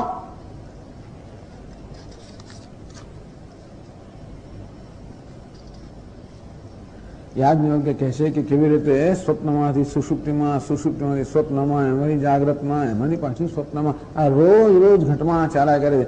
એ પરથી પણ આપણે સમજીએ કે ખરેખર આપણે આ કશા સાથે સંકળાયેલ નથી. અનાદિત્વાદ નિર્ગુણત્વાદ પરમાત્માયમવ્ય શરીરસ્થો વિકાંતે ન કરો તેને લિપ્યતે. ભગવદ ગીતા ભગવાન કે અનાદિત્વાદ નિર્ગુણત્વાદ, આત્મા અનાદિ છે, निर्गुण છે. परमात्मा एम अव्यय है, अव्यय છે अर्थात अविनाशी છે. શરીરસ્થો વિકાંતે ન કરો તેને લપ્યતે. આ શરીરમાં રહેલો હોવા છતાં પણ, જાણે કે શરીરમાં રહેલો હોવા છતાં પણ કંઈ કરતો પણ નથી, લેપાયમાન થતો નથી. આમ આ બધા ફકરામાં શું સમજાવવામાં આવ્યું? આત્મા સ્વયં જ્યોતિ છે, આ કાર્યકરણ સંઘાતથી વિલક્ષણ છે અને કર્મથી પણ મુક્ત છે. કર્મથી મુક્ત છે અને કામનાથી પણ મુક્ત છે એ પણ બતાવ્યું અને બતાવશે આગળ. હજુ અવિદ્યાથી મુક્ત છે બતાવવાનું બાકી છે. કારણ કે સ્વપ્નમાં અવિદ્યા તો છે જ. સ્વપ્નમાં કે મુક્ત થઈ જતા ને ત્યાં અજ્ઞાન તો છે જ. અને તેથી અત્યાર સુધી જે કહેવામાં આવ્યું કે આત્મા અસંગ છે, એ અસંગતા સમજાવવા માટે આપણે એ લીધું નથી, પણ બહુ સરસ દ્રષ્ટાંત આપે છે. તદ્યથા મહામત્સ્ય ઉભય કુલે અનુસંચરતી. દ્રષ્ટાંત આવે છે કે નદી, એમાં જળનો પ્રવાહ ઝડપથી વહી રહ્યો હોય, મોટા ભાગે લોકો તણાઈ જ જાય એની અંદર. પણ એવા મોટા મહામત્સ્ય, એક મોટી માછલી હોય, વેલ જેવી માછલી હોય કે શાર્ક જેવી માછલી હોય, એકદમ બળવાન માછલી હોય, બહુ કલાવર હોય એમ, અને તેથી જે પેલા જળના પ્રવાહને ગણકારે જ ને એવી માછલી હોય. એટલું જ નહીં, પણ આ માછલી આડી આવે તો જળનો પ્રવાહ અટકે પડે એવી બળવાન છે, એ વિશાળકાય છે. એવી કલ્પના કરો કે નદીના બંને કાંઠાની વચ્ચે જોરભેર જળનો પ્રવાહ વહી રહ્યો છે. હવે એક બળવાન મહાકાય માછલી છે, મહામત્સ્ય ઉભે ખુલે અનુસંચરતી. આ મોટી માછલી જે હોય એ પોતાની સ્વેચ્છાએ, કારણ કે જળના પ્રવાહને ગણકાર્યા વગર પોતાની સ્વેચ્છાએ આ કિનારે જાય, પેલા કિનારે જાય. પૂર્વમ છે, અપરમ છે, પૂર્વના કિનારે જાય, પશ્ચિમના કિનારે જાય, આ કિનારે જાય, પેલા કિનારે જાય. દૃષ્ટાંત છે. અર્થાત કેવી આ મહા મોટી માછલી જે છે એ કેવી જળના પેલા પ્રવાહથી કેવી છે, કોઈ પ્રકારના પ્રભાવથી રહિત છે. એવમેવ અયમ પુરુષ એતૌ ઉભવંતો અનુસંચરતી સ્વપ્નાંતમ ચ બુદ્ધાંતમ ચ. એ જ રીતે આત્મા પણ જાગ્રતમાંથી સુષુપ્તિમાં કે ઊંઘવામાંથી જાગરણમાં સ્વતંત્ર જાય છે, કોઈ પ્રકારના પ્રવાહને ગણકાર્યા વગર. ભલે જે થવાનું હોય થાય, અહીંયા આગળ બધું છોડીને આપણે આરામથી ઊંઘવા જતા રહીએ છીએ અને ત્યાં જે બધું મૂકીને પાછા જાગ્રતમાં આવી જાય છે. અહીં બધું મૂકીને પાછા ત્યાં જતા રહે છે, આ લોકમાંથી પરલોકમાં, પરલોકમાંથી આ લોકમાં. બધા સ્વતંત્રતા બતાવે છે, અસંગતા બતાવે છે કે કાર્યકાળ સંઘાત અહીં છોડી દીધો, સુષુપ્તિમાં ગયા, પછી ત્યાં છોડ્યું, પાછા અહીંયા આવ્યા. સ્વપ્નાંતમ છે, બુદ્ધાંચન છે. એમ કરીને આ કામ અને કર્મ આત્માનો ધર્મ નથી, એ તો બતાવે. આત્મા અકર્તા છે, અભોગતા છે. કામ અને કર્મ આત્માનો સ્વભાવ નથી. આત્મા એ ત્યાંથી વિલક્ષણ છે, કામ અને કર્મ વિલક્ષણ છે. આ બધું વિસ્તારથી એની વ્યાખ્યા કરવામાં આવી. હવે આગળ આત્મા કેવી રીતે આ ત્રણેય અવસ્થામાં કેમ ગતિ કરે છે, એનું શું સ્વરૂપ છે. જો કામ કર્મનું સ્વરૂપ ના હોય તો શું સ્વરૂપ છે, એના માટે એક સરસ દ્રષ્ટાંત આવે છે એની પછીના ફકરામાં 19મી કંડિકામાં. તદ્યથા અસ્મિન્નાકાશે શેનો વા સુપર્ણો વા વિપરિપત્ય શ્રાંત સંહૃત્ય પક્ષો સંદલાય એવ ધ્રિયતે एवमेव अयं पुरुषः एतस्मै अन्ताय धावते यत्र सुप्तः न कंचन कामं कामयते न कंचन स्वप्नं पश्यति।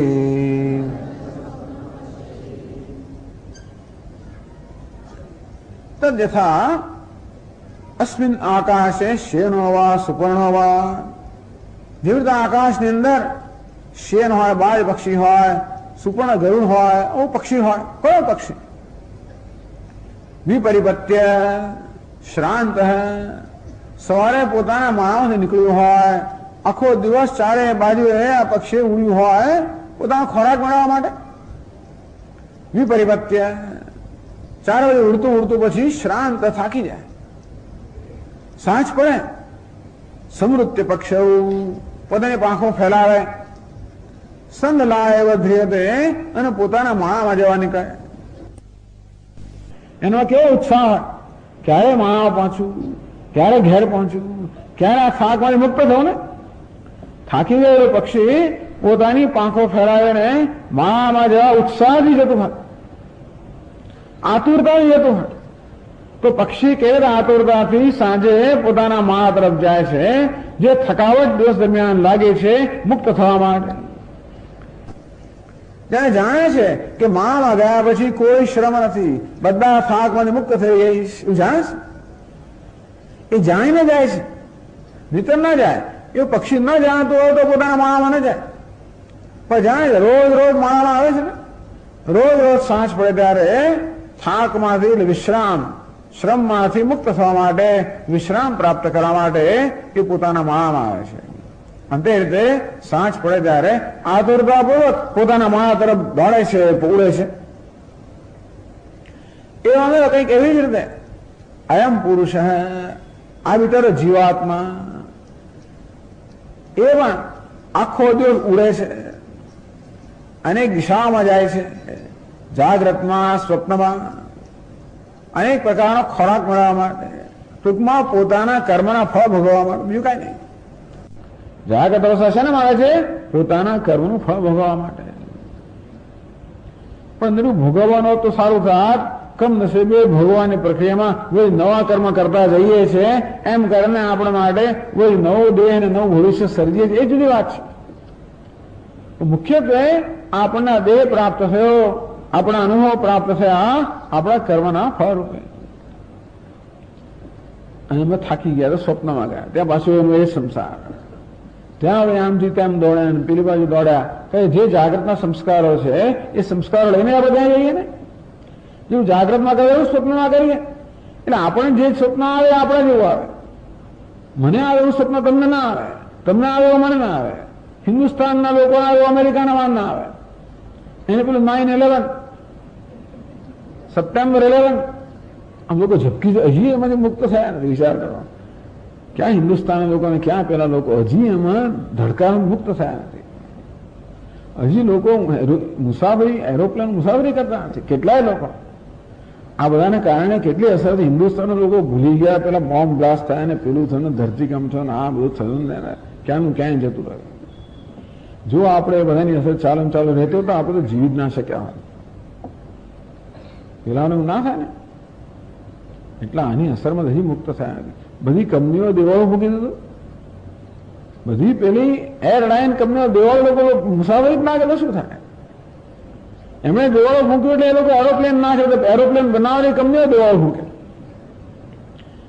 અને એ બીજા પછી એ પેલા દેવાળો ફૂંકે. એમ કે લાખો લોકો પેકાર થઈ ગયા, એ લોકોએ દેવાળો ફૂંક્યું. ટૂંકમાં ફરી દેવાની પરંપરા ચાલી હજી ચાલે છે પાછી. જરાક છે ને લોકો શું ગભરાઈ જાય.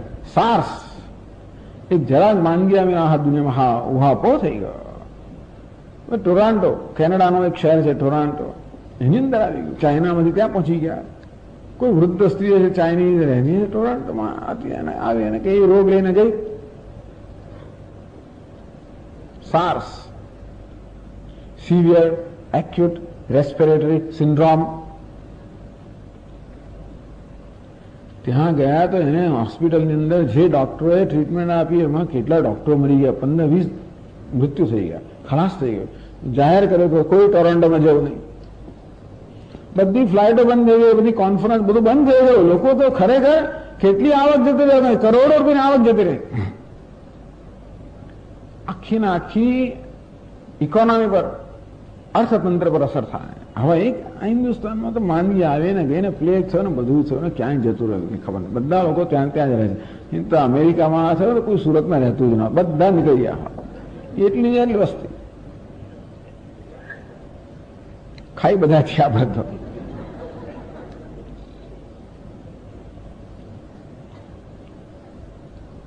પણ આ જે બધું થાય છે બધું કર્મનું ફળ. અને જાત જાતની જગ્યાએ આપણે જઈએ, અહીં જઈએ, ત્યાં જઈએ, અનુભવ કરીએ. જાગ્રતમાં, સ્વપ્નમાં ગયું ને, સ્વપ્નનું જગત કેવું રચાય, જેવી જાતના આપણે સંસ્કાર હતો. પેલા તો એવું ને એવું જ દેખાયા કરે, વળી પાછું આવ્યું, પછી ગયું ને, એ પણ કર્મનું ફળ. પછી એમ કરીને થાકી જાય. જાગ્રત અવસ્થામાં થાકી ગયો, સ્વપ્નમાં થાકી ગયો, ઉલમાંથી ચૂલમાં પડ્યો, પછી થાકી ગયો પાછો. છેડે પાંખો ફેલાવીને એ તસ્મિનતા ધાવતી, પ્રાંત માટે એ અવસ્થામાં દોડે છે. જેમ પેલું પક્ષી સાંજ પડે ને પોતાના માળામાં કેવી આતુરતાથી જતું હોય, ઉડતું હોય, તે રીતે આ જીવાત્મા પણ જાગ્રત સ્વપ્નનો અનુભવ કર્યા પછી પાંખો ફેલાવીને, પાંખો ફેલાવે એટલે બધું પ્રયત્ન છોડી દેવા. આ જાગ્રતમાં સ્થૂળ દેહમાં તાદન છોડી દીધું, સ્વપ્નમાં સ્થૂળ દેહમાં તાદન એ પણ છોડી દીધું. એ તસ્મી અંતાય ધાવતી, એવા સ્થાન તરફ દોડે છે. ધાવતી ઉત્સાહ આતુરતાથી દોડે છે. શેના માટે? યત્ર સુપ્તો ન કંચન કામમ કામયતે ન કંચન સ્વપ્નમ પશ્યતિ. બસ એ અવસ્થામાં જવા ઈચ્છે છે જ્યાં સુતેલો માણસ ન કંચન કામમ કામયતે, જ્યાં કોઈ કામના કરતો નથી, ન કંચન સ્વપ્નમ પશ્યતિ, જ્યાં કોઈ સ્વપ્ન જોતો નથી. આ જાગ્રત અનેક કામનાઓ કરે છે. એમાંથી ભાગ્યો સ્વપ્નો, અનેક સ્વપ્ન જુએ છે, એમાંથી ભાગ્યો. અમે એવી અવસ્થામાં જવા માંગે છે જ્યાં એનું કોઈ કામના પણ નથી, કોઈ સ્વપ્ન પણ નથી. વેદાંતની ભાષામાં કહીએ તો અત્યારે જાગ્રતમાં સ્વપ્નમાં જ છે. વેદાંતની ભાષામાં કહીએ તો સ્વપ્ન કોને કહેવાય? અન્યથા ગ્રહણમ, જે છે એને કરતા જુદું જોવું એનું નામ સ્વપ્ન. જે જગત મિથ્યા છે એને સત્યમાનું નામ સ્વપ્ન. જે આત્મા પૂર્ણ છે એના પૂર્ણમાનું નામ સ્વપ્ન. આ ટેકનિકલ સ્વપ્ન છે, પારિભાષિક શબ્દ થયો સુપ્ત. હૃદયથી આ તો જાગ્રતમાં સૂતેલો છે. અજ્ઞાન નામની અવસ્થા, અજ્ઞાન નામની નિદ્રા, અનાદિ માયા સુપ્ત. અનાદિ માયાની અંદર આ મનુષ્ય બિચારો જીવાત્મા સૂતેલો છે. એટલે જાગ્રતમાં સૂતેલો છે અને સ્વપ્નમાં સૂતેલો જ છે. ખરેખર જોવા જેવા પોતાના સ્વરૂપમાં, સ્વરૂપથી સૂતેલો છે. અને આ રીતે સ્વપ્નમાં, સુષુપ્તિમાં છે. જેમ ભગવદ્ ગીતામાં કહેવામાં આવ્યું કે જે જ્ઞાની પુરુષ માટે દિવસ છે એ અજ્ઞાની માટે રાત્રિ છે, આના માટે રાત્રિ છે, એ પેલા માટે દિવસ છે. સુપ્ત ન કંચન કામમ, અનેક કામનાઓ કરી કરીને એના અનેક પ્રકારના ફળ ભોગવે છે. અહીંયા આગળ જાગ્રતમાં અનેક કર્મ કરે છે, એના ફળ ભોગવે છે. પરિણામે સ્વપ્નમાં મળે એના પણ ફળ ભોગવે છે.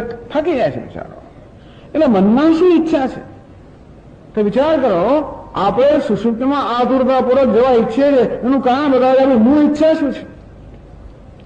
ભલે જાગ્રત અનેક ઈચ્છાઓ કરતા હોઈએ, મારે રાજા બનવું છે, પ્રધાન બનવું છે, ફલાણ બનવું છે, બધું બહુ બનવું છે. આપણને નિધનોને ધનવાન બનવું છે, ધનવાનને વળી સત્તાવાન બનવું છે, પેલાને વળી પ્રતિષ્ઠાવાન બનવું, દરેક કઈ ને કઈ બનવું જ છે. માણસે ક્યારેય પોતે છે સંતોષ છે જ નહીં. હું જે હોઉં તે કરો, મારે બીજું કશું બનવું છે. જાણું છું બનતા પહેલા મને કે બસ આ બન્યા પછી કામ પૂરું થઈ જશે, બન્યા પછી ખબર પડી આ તો એવું એવું જ છે. પાછું જાપાનમાં એક આંકડા કળાટ છે. એમાં સ્વામી મહારાજ કહે ને, હિન્દુસ્તાન ને અમેરિકાના લોકો વચ્ચે શું તફાવત? બસ હિન્દુસ્તાનના લોકો અગવડ ભર્યા દુઃખી છે, ત્યાં સગવડ સાથે દુઃખી છે. બધા જાણે છે, ન હોય ત્યાં સુધી આપણને એમ લાગે કે બધું આપણું દુઃખ ત્યાં દૂર થઈ જશે. તો સુષુપ્તિમાં જવા કેમ આતુર છે? એ તો ન કંચન કામમ કામયતે ન કંચન સ્વપ્નમ પશ્યતિ. ત્યાં કોઈ પ્રકારની કામના કરતો નથી, ત્યાં કોઈ પ્રકારનું સ્વપ્ન જોતો નથી. અર્થાત બધી કામનાઓથી બધા સ્વપ્ન મુક્ત થવા માંગુ છું, એને માટે વલખામાં આવે છું. જાગ્રત વ્યવસ્થામાં અનેક જગ્યાએ ઉડાવું કરું છું. શાને માટે? જાગ્રત વ્યવસ્થામાં એને જ માટે કે જેથી બધી કામનાથી મુક્ત થવું. આ કામના એવો મહાન બોધ છે ને, જેનું અત્યારે હું જાણતો આ બોધ છે ને, એટલા માટે એનું સમર્થન આપી રહ્યો જુદી વાત છે. મારા મનમાં કામનાઓ જન્મને સમર્થન આપ્યા કરું છું, એમ કરીને કામનાઓ પૂરી કર્યા કરું છું. મેં એમ કે કામના મારી મિત્ર છે, પણ નથી.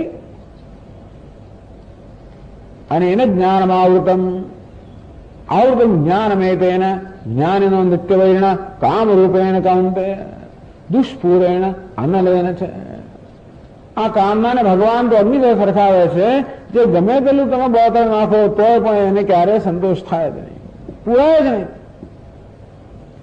આપણા મનમાં કામનાઓ જન્મે ત્યારે આપણે કામનાને સમર્થન આપીને કામના પૂરી કરવા અનેક પ્રકારના પ્રયત્ન કરીએ, અને એ કામના પૂરી કરવા વચમાં આવે તો બસ જે ભયંકર દ્વેષ કરીએ, ટૂંકમાં અનેક રાગ દ્વેષ આપણે કરતા હોઈએ. એમ માનીને કે કામના મારે પૂરી કરવી, જાણતા નથી કે આ કામનાની પાસે શું કામના છે. ન કંચન કામમ કામયતે. વાસ્તવમાં મનુષ્ય કામનાઓ જ મુક્ત થવા માંગે છે, જાણતો નથી. અને તેની કામના પૂરી કરવાનો હેતુ આવે છે કે કેવી રીતે આ બોધમાંથી મુક્ત થવું, છૂટું. જયારે કામના મારા મનમાં જન્મે ત્યારે મારા માથા પર સવાર થઈ ગઈ. એને એવો બોધ હોય છે કે છેમ કેમ છૂટું. એને છોડવાનો પ્રયત્ન છૂટે જ જાય જ નહીં ને. કામના જતે એમાં નથી જોઈતું, નથી કરવું, પણ આવે છોડે જ નહીં મને. અને છોડે પૂરી કરવું ત્યારે છોડે. કે છોડે બીજાને મોકલીને છોડે. આમ કામના પૂરી કરતી વખતે પણ ખરેખર આપણે આપણી અંદરની ઈચ્છા તપાસીએ તો સમજાશે કે ખરેખર આપણને કામના પૂરી કરવામાં રસ નથી, કામનાના બોજમાંથી મુક્ત થવામાં રસ છે. અનેક સ્વપ્ન જોઈએ, અનેક રચના કરીએ છીએ બધી. અનેક રસ લેવાને શિવ થકી જીવ થયો. અરે અંદર રસ છે ને બહાર રસ લેવા માટે તું રસ સ્વરૂપ છે. રસો વૈસા ખરેખર પરમાત્મા રસ સ્વરૂપ છે, એ એને ખબર રહી. અને બહારના રસ લેવા માટે અનેક બધી રચનાઓ કરી. આ પંચમહાભૂતનું જગત સર્જ્યું જાત જાતનું, અને આપણે સર્જ્યા જ કરીએ છીએ ને. આપણા જીવનમાં અનેક સર્જન કર્યા કરીએ છીએ. નવું ઘર બનાવ્યું, નવી વાડી, નવી વજીફા, નવા વાહનો, નવું આ નવું તે, ઘર સંસાર, પુત્ર પૌત્રાદિ વગેરે સર્જન.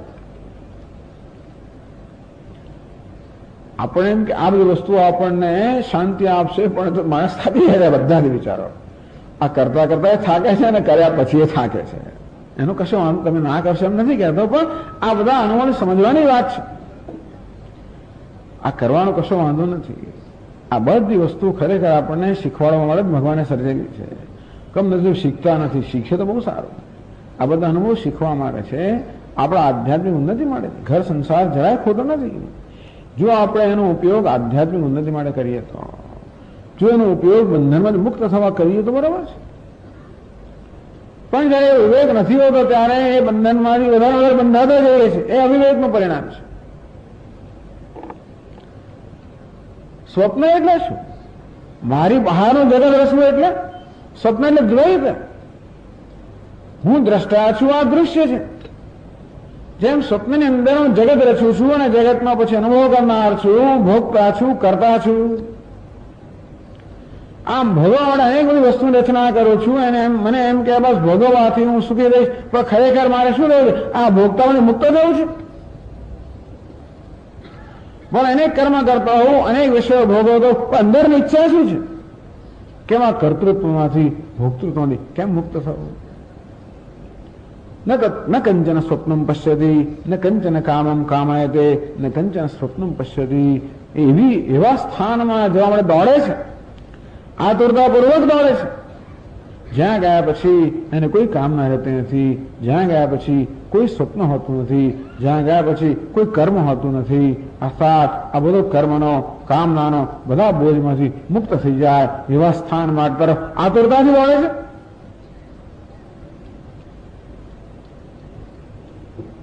એ શું બતાવે છે? એ બતાવે છે કે જો આ મારું સ્વરૂપ હોત, જો કામના મારું સ્વરૂપ હોત તો ક્યારે તો મુક્ત ના થઈ શકે હોત. જો કર્મ વાળું સ્વરૂપ હોત તો મુક્ત ના થઈ શકે હોત. સમજણ વસ્તુ એ છે કે સુષુપ્તિમાં આ ઉપનિષદ સ્પષ્ટ કહે છે, સુષુપ્તિમાં કોઈ સ્વપ્ન પણ નથી અને સુષુપ્તિમાં કોઈ કામના પણ નથી. જો કામના મારું સ્વરૂપ હોત તો ત્યાં હવે છટકી ના શકે હોત. એને જે સ્વરૂપ કહેવાય જે ક્યારે પણ આપણથી છૂટે જ નહીં. આગંતુક વસ્તુ એને કહેવાય હમણાં છે અને પછી નથી. તો જાગ્રતમાં બી કર્મ છે, જાગ્રતમાં કામનાઓ છે, સ્વપ્નમાં પણ ભોગવવાનું છે, પરંતુ સુષુપ્તિમાં કર્મ પણ નથી, કામના પણ નથી, કશું જ નથી. આ શું બતાવે છે કે આ કામના, આ કર્મ, આ કર્તૃત્વ, આ ભોગતૃત્વ આ બધું કેવું છે? આગંતુક છે, સ્વાભાવિક નથી. જો મારો સ્વભાવ હોત તો સુષુપ્તિમાં જાત નહીં. જાય છે બતાવે છે કે મારો સ્વભાવ નથી. સ્વપ્નની વાત કરે છે ઉપનિષદ કે જેવા આપણે હોઈએ જાગ્રતમાં સ્વપ્નમાં હોઈએ. અજ્ઞાની માણસ હોય, અવિવેકી હોય, અજ્ઞાનના ગાઢ અંધકારમાં હોય ત્યારે જાગ્રતમાં અનેક પ્રકારના સંઘર્ષ કરતો હોય, લડાઈ ઝઘડા કરતો હોય, સ્વપ્નમાં એવું જ કરે. એમ કે આ પેલો હાથી આવ્યો મને છગી નાખી, આ પેલો આવ્યો મારા પર આક્રમણ કરે, એ જાત જાતના અનુભવ સ્વપ્નમાં થાય. કોઈ ઉપાસના કરી હોય, અંતઃકરણ શુદ્ધ બનાવ્યું હોય, દેવતાની ઉપાસના હોય, એનો અનુભવ થાય. જાણે બધા મહારાજા છે, જાણે પોતે કે મહાન છે, કારણ કે એ પ્રકારની મહાનતા પ્રાપ્ત કરે છે ઉપાસનાથી. પરંતુ જેને જ્ઞાન છે, સર્વોસ્મિ મન્યતે અહમ એવ ઇદમ સર્વમ, જેને જ્ઞાન છે જાગ્રત અવસ્થામાં હું જ સર્વ છું. ઉપનિષદ કહે છે કે ત્યાં સ્વપ્નમાં પણ જેને અહીંયા જ્ઞાન છે હું સર્વ છું. સ્વપ્નમાં પણ કેવાનો બોલે? હું સર્વ છું. સર્વોહમસ્મી, આ સર્વ હું જ છું. આ જાગ્રતમાં જ્ઞાનને કારણે જો કોઈ ભેદભાવ જોતો નથી, સ્વપ્નમાં ભેદ મુક્ત છે. સોચ છે પરમોલોક હે. આ સ્વપ્નની અંદર બતાવે છે કે આ પ્રકારનો જે અનુભવ થાય કે હું સર્વ છું, આ એનો પરમ લોક છે. અર્થાત આ જ વાસ્તવમાં આત્માનું પરમ સ્વરૂપ છે કે હું સર્વ છું. હું કઈ એકલો અતુલો નથી, આ જગત કરતા જુદો નથી, તમારા કરતા જુદો નથી, કશાય કરતા જુદો નથી. આ હું ની અંદર તો બધું સમાઈ જાય. આ દેહમાં બધું ના સમાય, ઇન્દ્રિયમાં બધું ના સમાય, મારા મનમાં બધું ના સમાય, અહંકારમાં બધું ના સમાય, તો હુંમાં બધું સમાઈ જાય છે. આ હુંની વ્યાપકતા કેટલી છે? અહંકારની વ્યાપકતા તો બિચારા દેહ અને બુદ્ધિ પૂરતી જ છે. તો હું અર્થાત આત્માની વ્યાપકતા કેટલી છે? સર્વોસ્મિ મન્યતે, એ જાણે છે કે હું સર્વ છું. અજ્ઞાની પુરુષને જ્ઞાન છે હું સર્વ છું. અહમ બ્રહ્માસ્મિ તસ્માત તસ્માત તદ સર્વમ અભવત. હું બ્રહ્મ છું, સર્વના આત્મા છું, સર્વ છું. એ જ્ઞાનથી એ સર્વ બની ગયા. અર્થાત એ જાણે છે કે હું સર્વ છું. અસર્વતાનો અધ્યારોપ કરેલો હતો અને તેથી પોતાની જાતને બીજો અટુલો માનતો, એકલો માનતો હતો. એ અધ્યારોપ દૂર થઈ ગયો. હવે એને પોતાના સ્વરૂપનું જ્ઞાન થયું. સુષુપ્તિમાં સર્વ બની જાય છે. સુષુપ્તિમાં કોઈ ભેદભાવ રહેતો નથી. આ પ્રકારે સુષુપ્તિનો દ્રષ્ટાંત છે તો એ દ્વારા મોક્ષનું સ્વરૂપ સમજાવે છે ઉપનિષદ. હજી આગળ ચર્ચા આવશે, પણ સુષુપ્તિના દ્રષ્ટાંત દ્વારા આ મોક્ષનું સ્વરૂપ સમજાવે છે કે સુષુપ્તિના અનુભવ પર આપણે ચિંતન કરીએ તો સમજી શકીએ કે મોક્ષ કેવો હોય. સુષુપ્તિ મોક્ષ નથી એવી જાતનો ભ્રમ ન થવો જોઈએ કે સુષુપ્તિ મોક્ષ છે, તો પછી વાંધો જ નથી. બસ તો એક ઊંઘની ગોળી લઈ લીધી, કામ થઈ ગયું. નથી થતું. અજ્ઞાન ત્યાં પણ છે, કર્મ નથી, કામના નથી, સુપ્ત હે, અજ્ઞાન તો ક્યાંય છે. એટલે અજ્ઞાન ન હોય અને કેવું હોય? અર્થાત સુષુપ્ત અવસ્થામાં જાગી ગયે ધારો કે હું એક છું, અદ્વિતીય છું, તો એનું નામ મોક્ષ. એટલે કે અજ્ઞાનનો આવરણ દૂર થઈ જાય તો સુષુપ્તની અવસ્થા આપણને મોક્ષ માટેનું સરસ દૃષ્ટાંત પૂરું પાડે છે. એટલા જ માટે સુષુપ્તિનું વિગતવાર વર્ણન કરે છે. તદ્વા સેદત અધિચ્છંદાહ અપહલપાપમાં અભયમ રૂપમ. ઉપનિષદ કહે છે કે આ સુષુપ્ત અવસ્થામાં એનું રૂપ કેવું થઈ જાય? અધિચ્છંદાહ, બધી કામમાંથી મુક્ત થઈ જાય છે. અપહલપાપમાં, બધા પાપમાંથી મુક્ત થઈ જાય છે. અભયમ રૂપમ, બધા ભયમાંથી મુક્ત થાય છે. આ ત્રણ વસ્તુ કોઈ અભિચ્છંદા, બધા છંદથી અર્થાત બધી કામનાથી મુક્ત થઈ જાય છે, અર્થાત કામના આત્માનું સ્વરૂપ નથી. આપણને પાપમાં પાપ અને પુણ્યથી મુક્ત થઈ જાય છે, કર્મથી મુક્ત થઈ જાય છે. આ પાપ અને પુણ્ય કર્મ છે, કર્મ પણ સ્વરૂપ નથી. અભયમ રૂપમ, તો સુષુપ્તમાં કેવો રૂપ છે? અભિચ્છંદા, બધા છંદ અર્થાત બધી કામનાથી મુક્ત. આપણને પાપમાં આ પાપ અને પુણ્યથી મુક્ત. સ્વામી, પાપથી મુક્ત સારું, પુણ્યથી મુક્ત શું કરવા? પુણ્ય પણ સોનાનું બંધન છે, પુણ્ય આપણે સ્વર્ગમાં લઈ જાય પાછું. ખરેખર પાપ પુણ્ય બંને મુક્ત. અભયમ રૂપમ, એનું અભય રૂપ છે.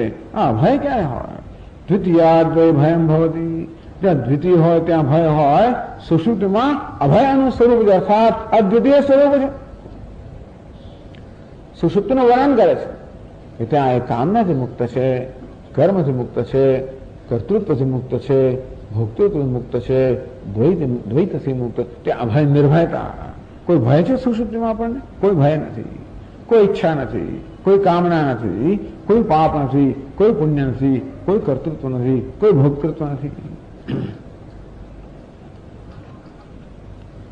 તો ત્યાં પણ જ્ઞાન નથી. ત્યાં ઊંઘી તો પણ જાગતા જાગતા ઊંઘે છે, પણ એ ઉપનિષદ કહેવા માંગે છે ઊંઘે છે પણ જાગે છે પાછો. કારણ કે ત્યારે એ પોતાના પ્રિયતમ સાથે એક થઈ જાય છે. આ જે જીવાત્મા છે ને, સુષુપ્તિમાં બ્રહ્મ સાથે એક થઈ ગયો. એવું એક કહે છે કે જેને કારણે જેમ કોઈ પ્રિય વિષયમાં એક આપણે થઈ જઈએ. ક્યારેક એવું થાય છે ને, આપણે ભાન ભૂલી જાય છે. અત્યંત પ્રિય વસ્તુઓમાં પ્રાપ્ત થઈ જાય એની કલ્પના પણ નથી કરી. ધારો કે સ્વામી, મને કલ્પના પણ હું પાસ થઈશ, મને મેડિકલમાં એડમિશન મળ્યું, કલ્પના જ ના આવે. 12મા ધોરણમાં માણ 82% માર્ક્સ આવે, બિચારો મહેનત કરી મરી ગયો તો પણ અરે પણ નસીબ જોઈ થયું કે નસીબ કે જે કહો તે એટલું બધું પરિણામ ઓછું આવ્યું, એની કલ્પના પણ નહીં. સ્વામી, હું જામનગર મળી ગયો એટલે કહેવામાં જામનગર એ લોકો ભૂલી ગયા બધું.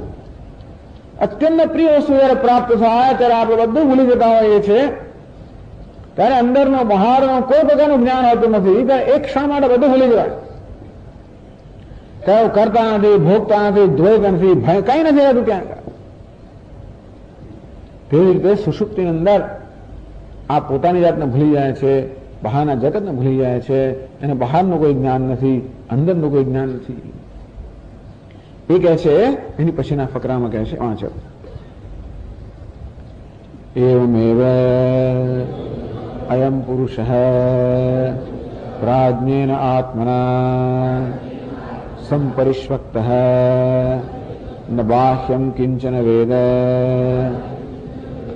નાંતરમ તદ્વૈ અસ્ય એતદ આપ્તકામમ આત્મકામમ અકામમ રૂપમ શોકાંતરમ.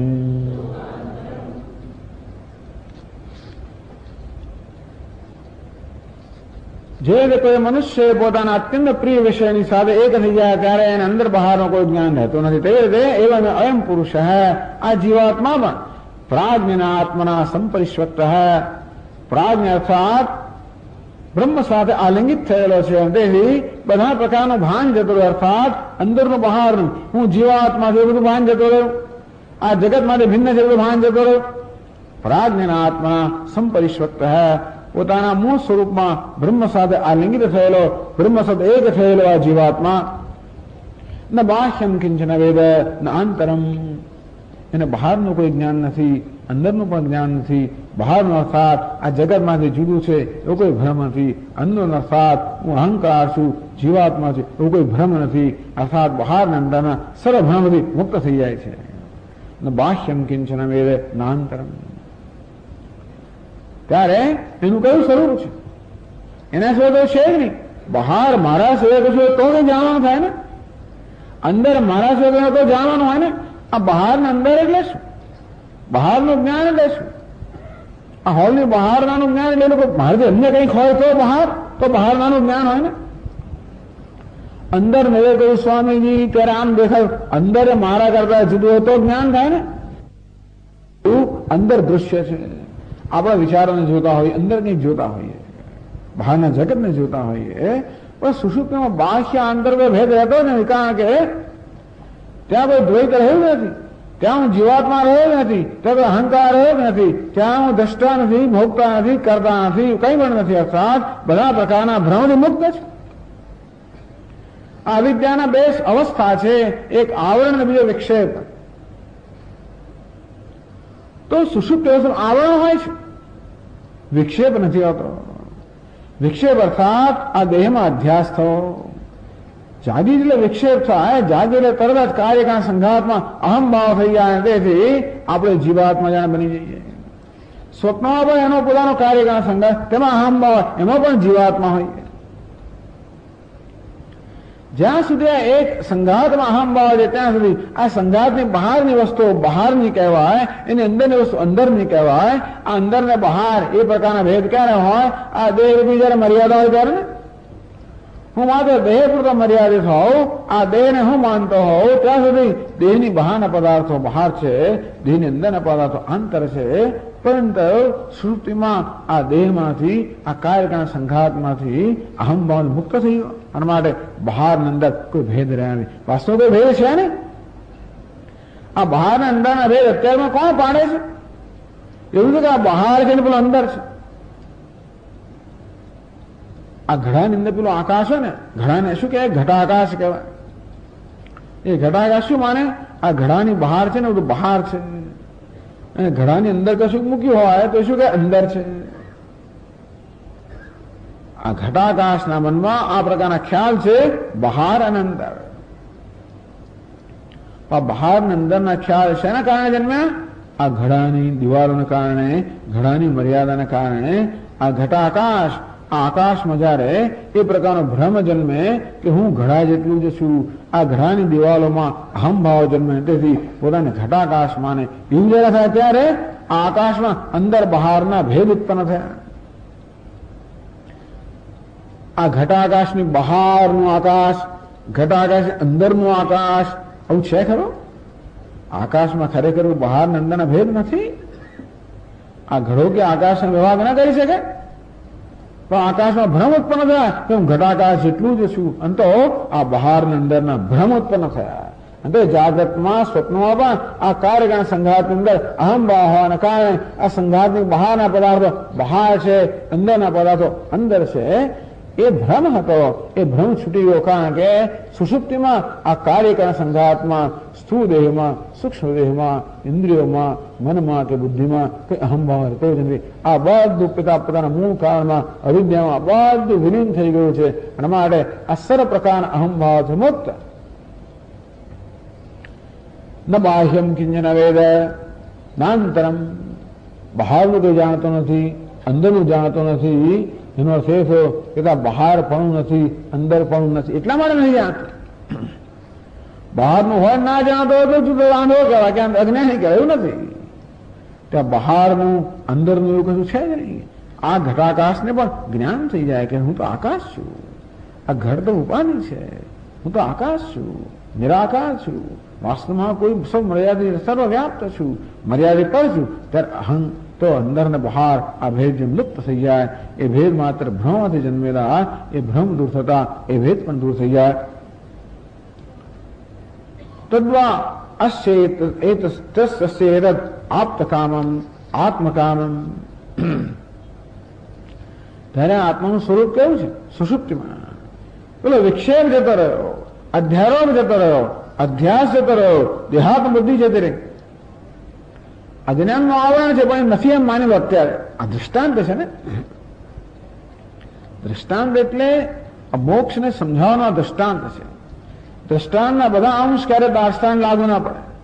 એટલે સુષુપ્તિના બધા અંશ મોક્ષ લાગુ ના પડે, પરંતુ સુષુપ્તિના વિશ્લેષણ દ્વારા અમોક્ષ અર્થાત આત્માનું વાસ્તવિક સ્વરૂપ શું છે એમાં સમજાવે છે. એટલે આપણે પણ આપણા સુષુપ્તિના અનુભવ પર જરા ગહેરાઈથી કે સૂક્ષ્મ ચિંતન કરીએ તો આપણા સ્વરૂપને સમજી શકીએ. માટે કહેવામાં આવે છે તદ્વયસ્ય એતત આપ્તકામમ આત્મકામમ અકામમ રૂપમ. આત્માનું રૂપ કેવું છે? કે છે આપ્તકામમ. આપ્તકામ કોને કહેવાય? જેની બધી કામનાઓ પૂરી થઈ ગઈ છે. આપ્ત એટલે પ્રાપ્ત, આપ્તકામ એટલે તારા આત્માની બધી કામનાઓ પૂરી થઈ ગઈ છે. એવું કેમ? ત્યાં તો કઈ રસગુલ્લા નથી સ્વામી, ત્યાં તો કશું નથી, તો કામના પૂરી થઈ કેમ કહેવાય? કારણ કે આત્મકામમ, હવે પોતે પહેલા જે કામનાના વિષયો માનતો હતો આત્મા બની ગયા. તસ્માત સર્વમ અભવત, આ જ્ઞાનને કારણે આ દુનિયા કરતા પોતાને જુદા માનતો હતો. હવે તો આ દેહ કોઈ દિવાલ નથી, આ ઉપાધિ કોઈ દિવાલ નથી, ઉપાધિ કોઈ આત્માના ચૈતન્યના વિભાગ કરતી નથી. આ ચૈતન્ય ઉપાધિમાં નથી, ઉપાધિ ચૈતન્યમાં છે. જેમાં આકાશ ઘડામાં નથી, ઘડો આકાશમાં છે. ત્યારે તો આ સર્વ હું જ છું. આ કામના ક્યારે જન્મે? મારા કરતા જુદું કશું હોય ત્યારે કામના જન્મે ને. કોઈ દાડો પોતાની કામના જન્મે એવું થાય? શું જોઈએ છે કે હું જોઈએ છે એવું નથી બોલતો કઈ. જે કઈ કામનાનો વિષય હોય હંમેશા મારા કરતા અલગ હોય અને ઈચ્છનીય, બે વસ્તુ છે. અલગ છે એટલે બધું કામના હોય નહીં, પણ ઈચ્છનીય પણ હોય. પણ ટૂંકમાં કોઈ વસ્તુ માટે કામના ક્યારે જન્મે? જયારે મારા કરતા અલગ હોય ત્યારે. એ અલગતા કોઈ વાસ્તવિકતા નથી, અલગતા અજ્ઞાનની ઉપાધિ છે ને. આ ઉપાધિમાં અહંભાવના કારણે આ ઉપાધિને બહાર જગત અલગ છે. એ અહંભાવ જયારે ન હોય ત્યારે, જયારે જ્ઞાન હોય કે ઉપાધિ હું નથી, નિત્ય શુદ્ધ બુદ્ધ મુક્ત સ્વભાવ છું, ત્યારે હવે મારા કરતા ભિન્ન કઈ રહેતું નથી. અર્થાત જેને પહેલા કામના વિષય માનવામાં આવતા હતા એ તો આત્મા બની ગયા. આત્મકામ, એને કારણે અકામ. એની કામના પુરુષ એવું કહેવાના બદલે એમ કહેવાય કે એ સર્વ કામનાથી મુક્ત છે. એનું એ રૂપમ, આત્મા રૂપ કેવું છે? સર્વ કામનાથી મુક્ત. કેમ? કારણ કે અદ્વિતીય, એટલા માટે આપ્ત કામ. અસ્ય રૂપમ શોકાંતરમ, ત્યારે આ સુષુપ્તિમાં શોકાંતરમ, શોક શૂન્યમ, બધા શોકથી રહિત છે. આત્મા ત્યારે શોકથી રહિત છે, એનું રૂપ છે. શોકથી મુક્ત, બે વસ્તુ કહેવામાં આવી. શોકથી મુક્ત અર્થાત બધા દુઃખથી મુક્ત, અને જો આપ્ત કામ અર્થાત જેની બધી કામનાઓ પૂરી, અર્થાત જેને પૂર્ણ આનંદ પ્રાપ્ત છે. આ સુષુપ્તિમાં બે વસ્તુ કહેવામાં આવી: સર્વ આનંદની પ્રાપ્તિ અને સર્વ શોકની નિવૃત્તિ, એના મોક્ષ. આ રીતે સુષુપ્તિના દ્રષ્ટાંત દ્વારા સુધી આપણને આ મોક્ષનું સ્વરૂપ સમજાવે છે, આત્માનું સ્વરૂપ સમજાવે છે સુષુપ્તિના દ્રષ્ટાંત દ્વારા.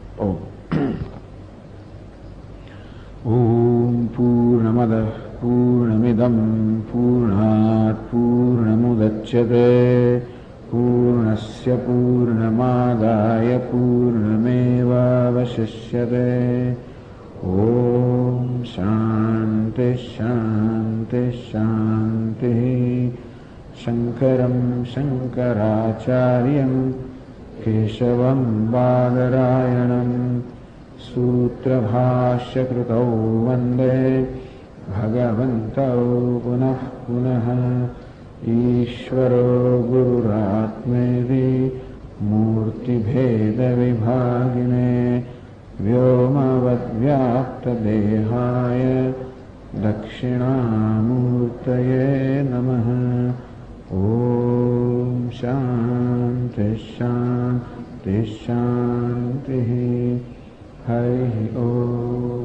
શ્રી ગુરુભ્યો નમઃ. હરિ ઓમ.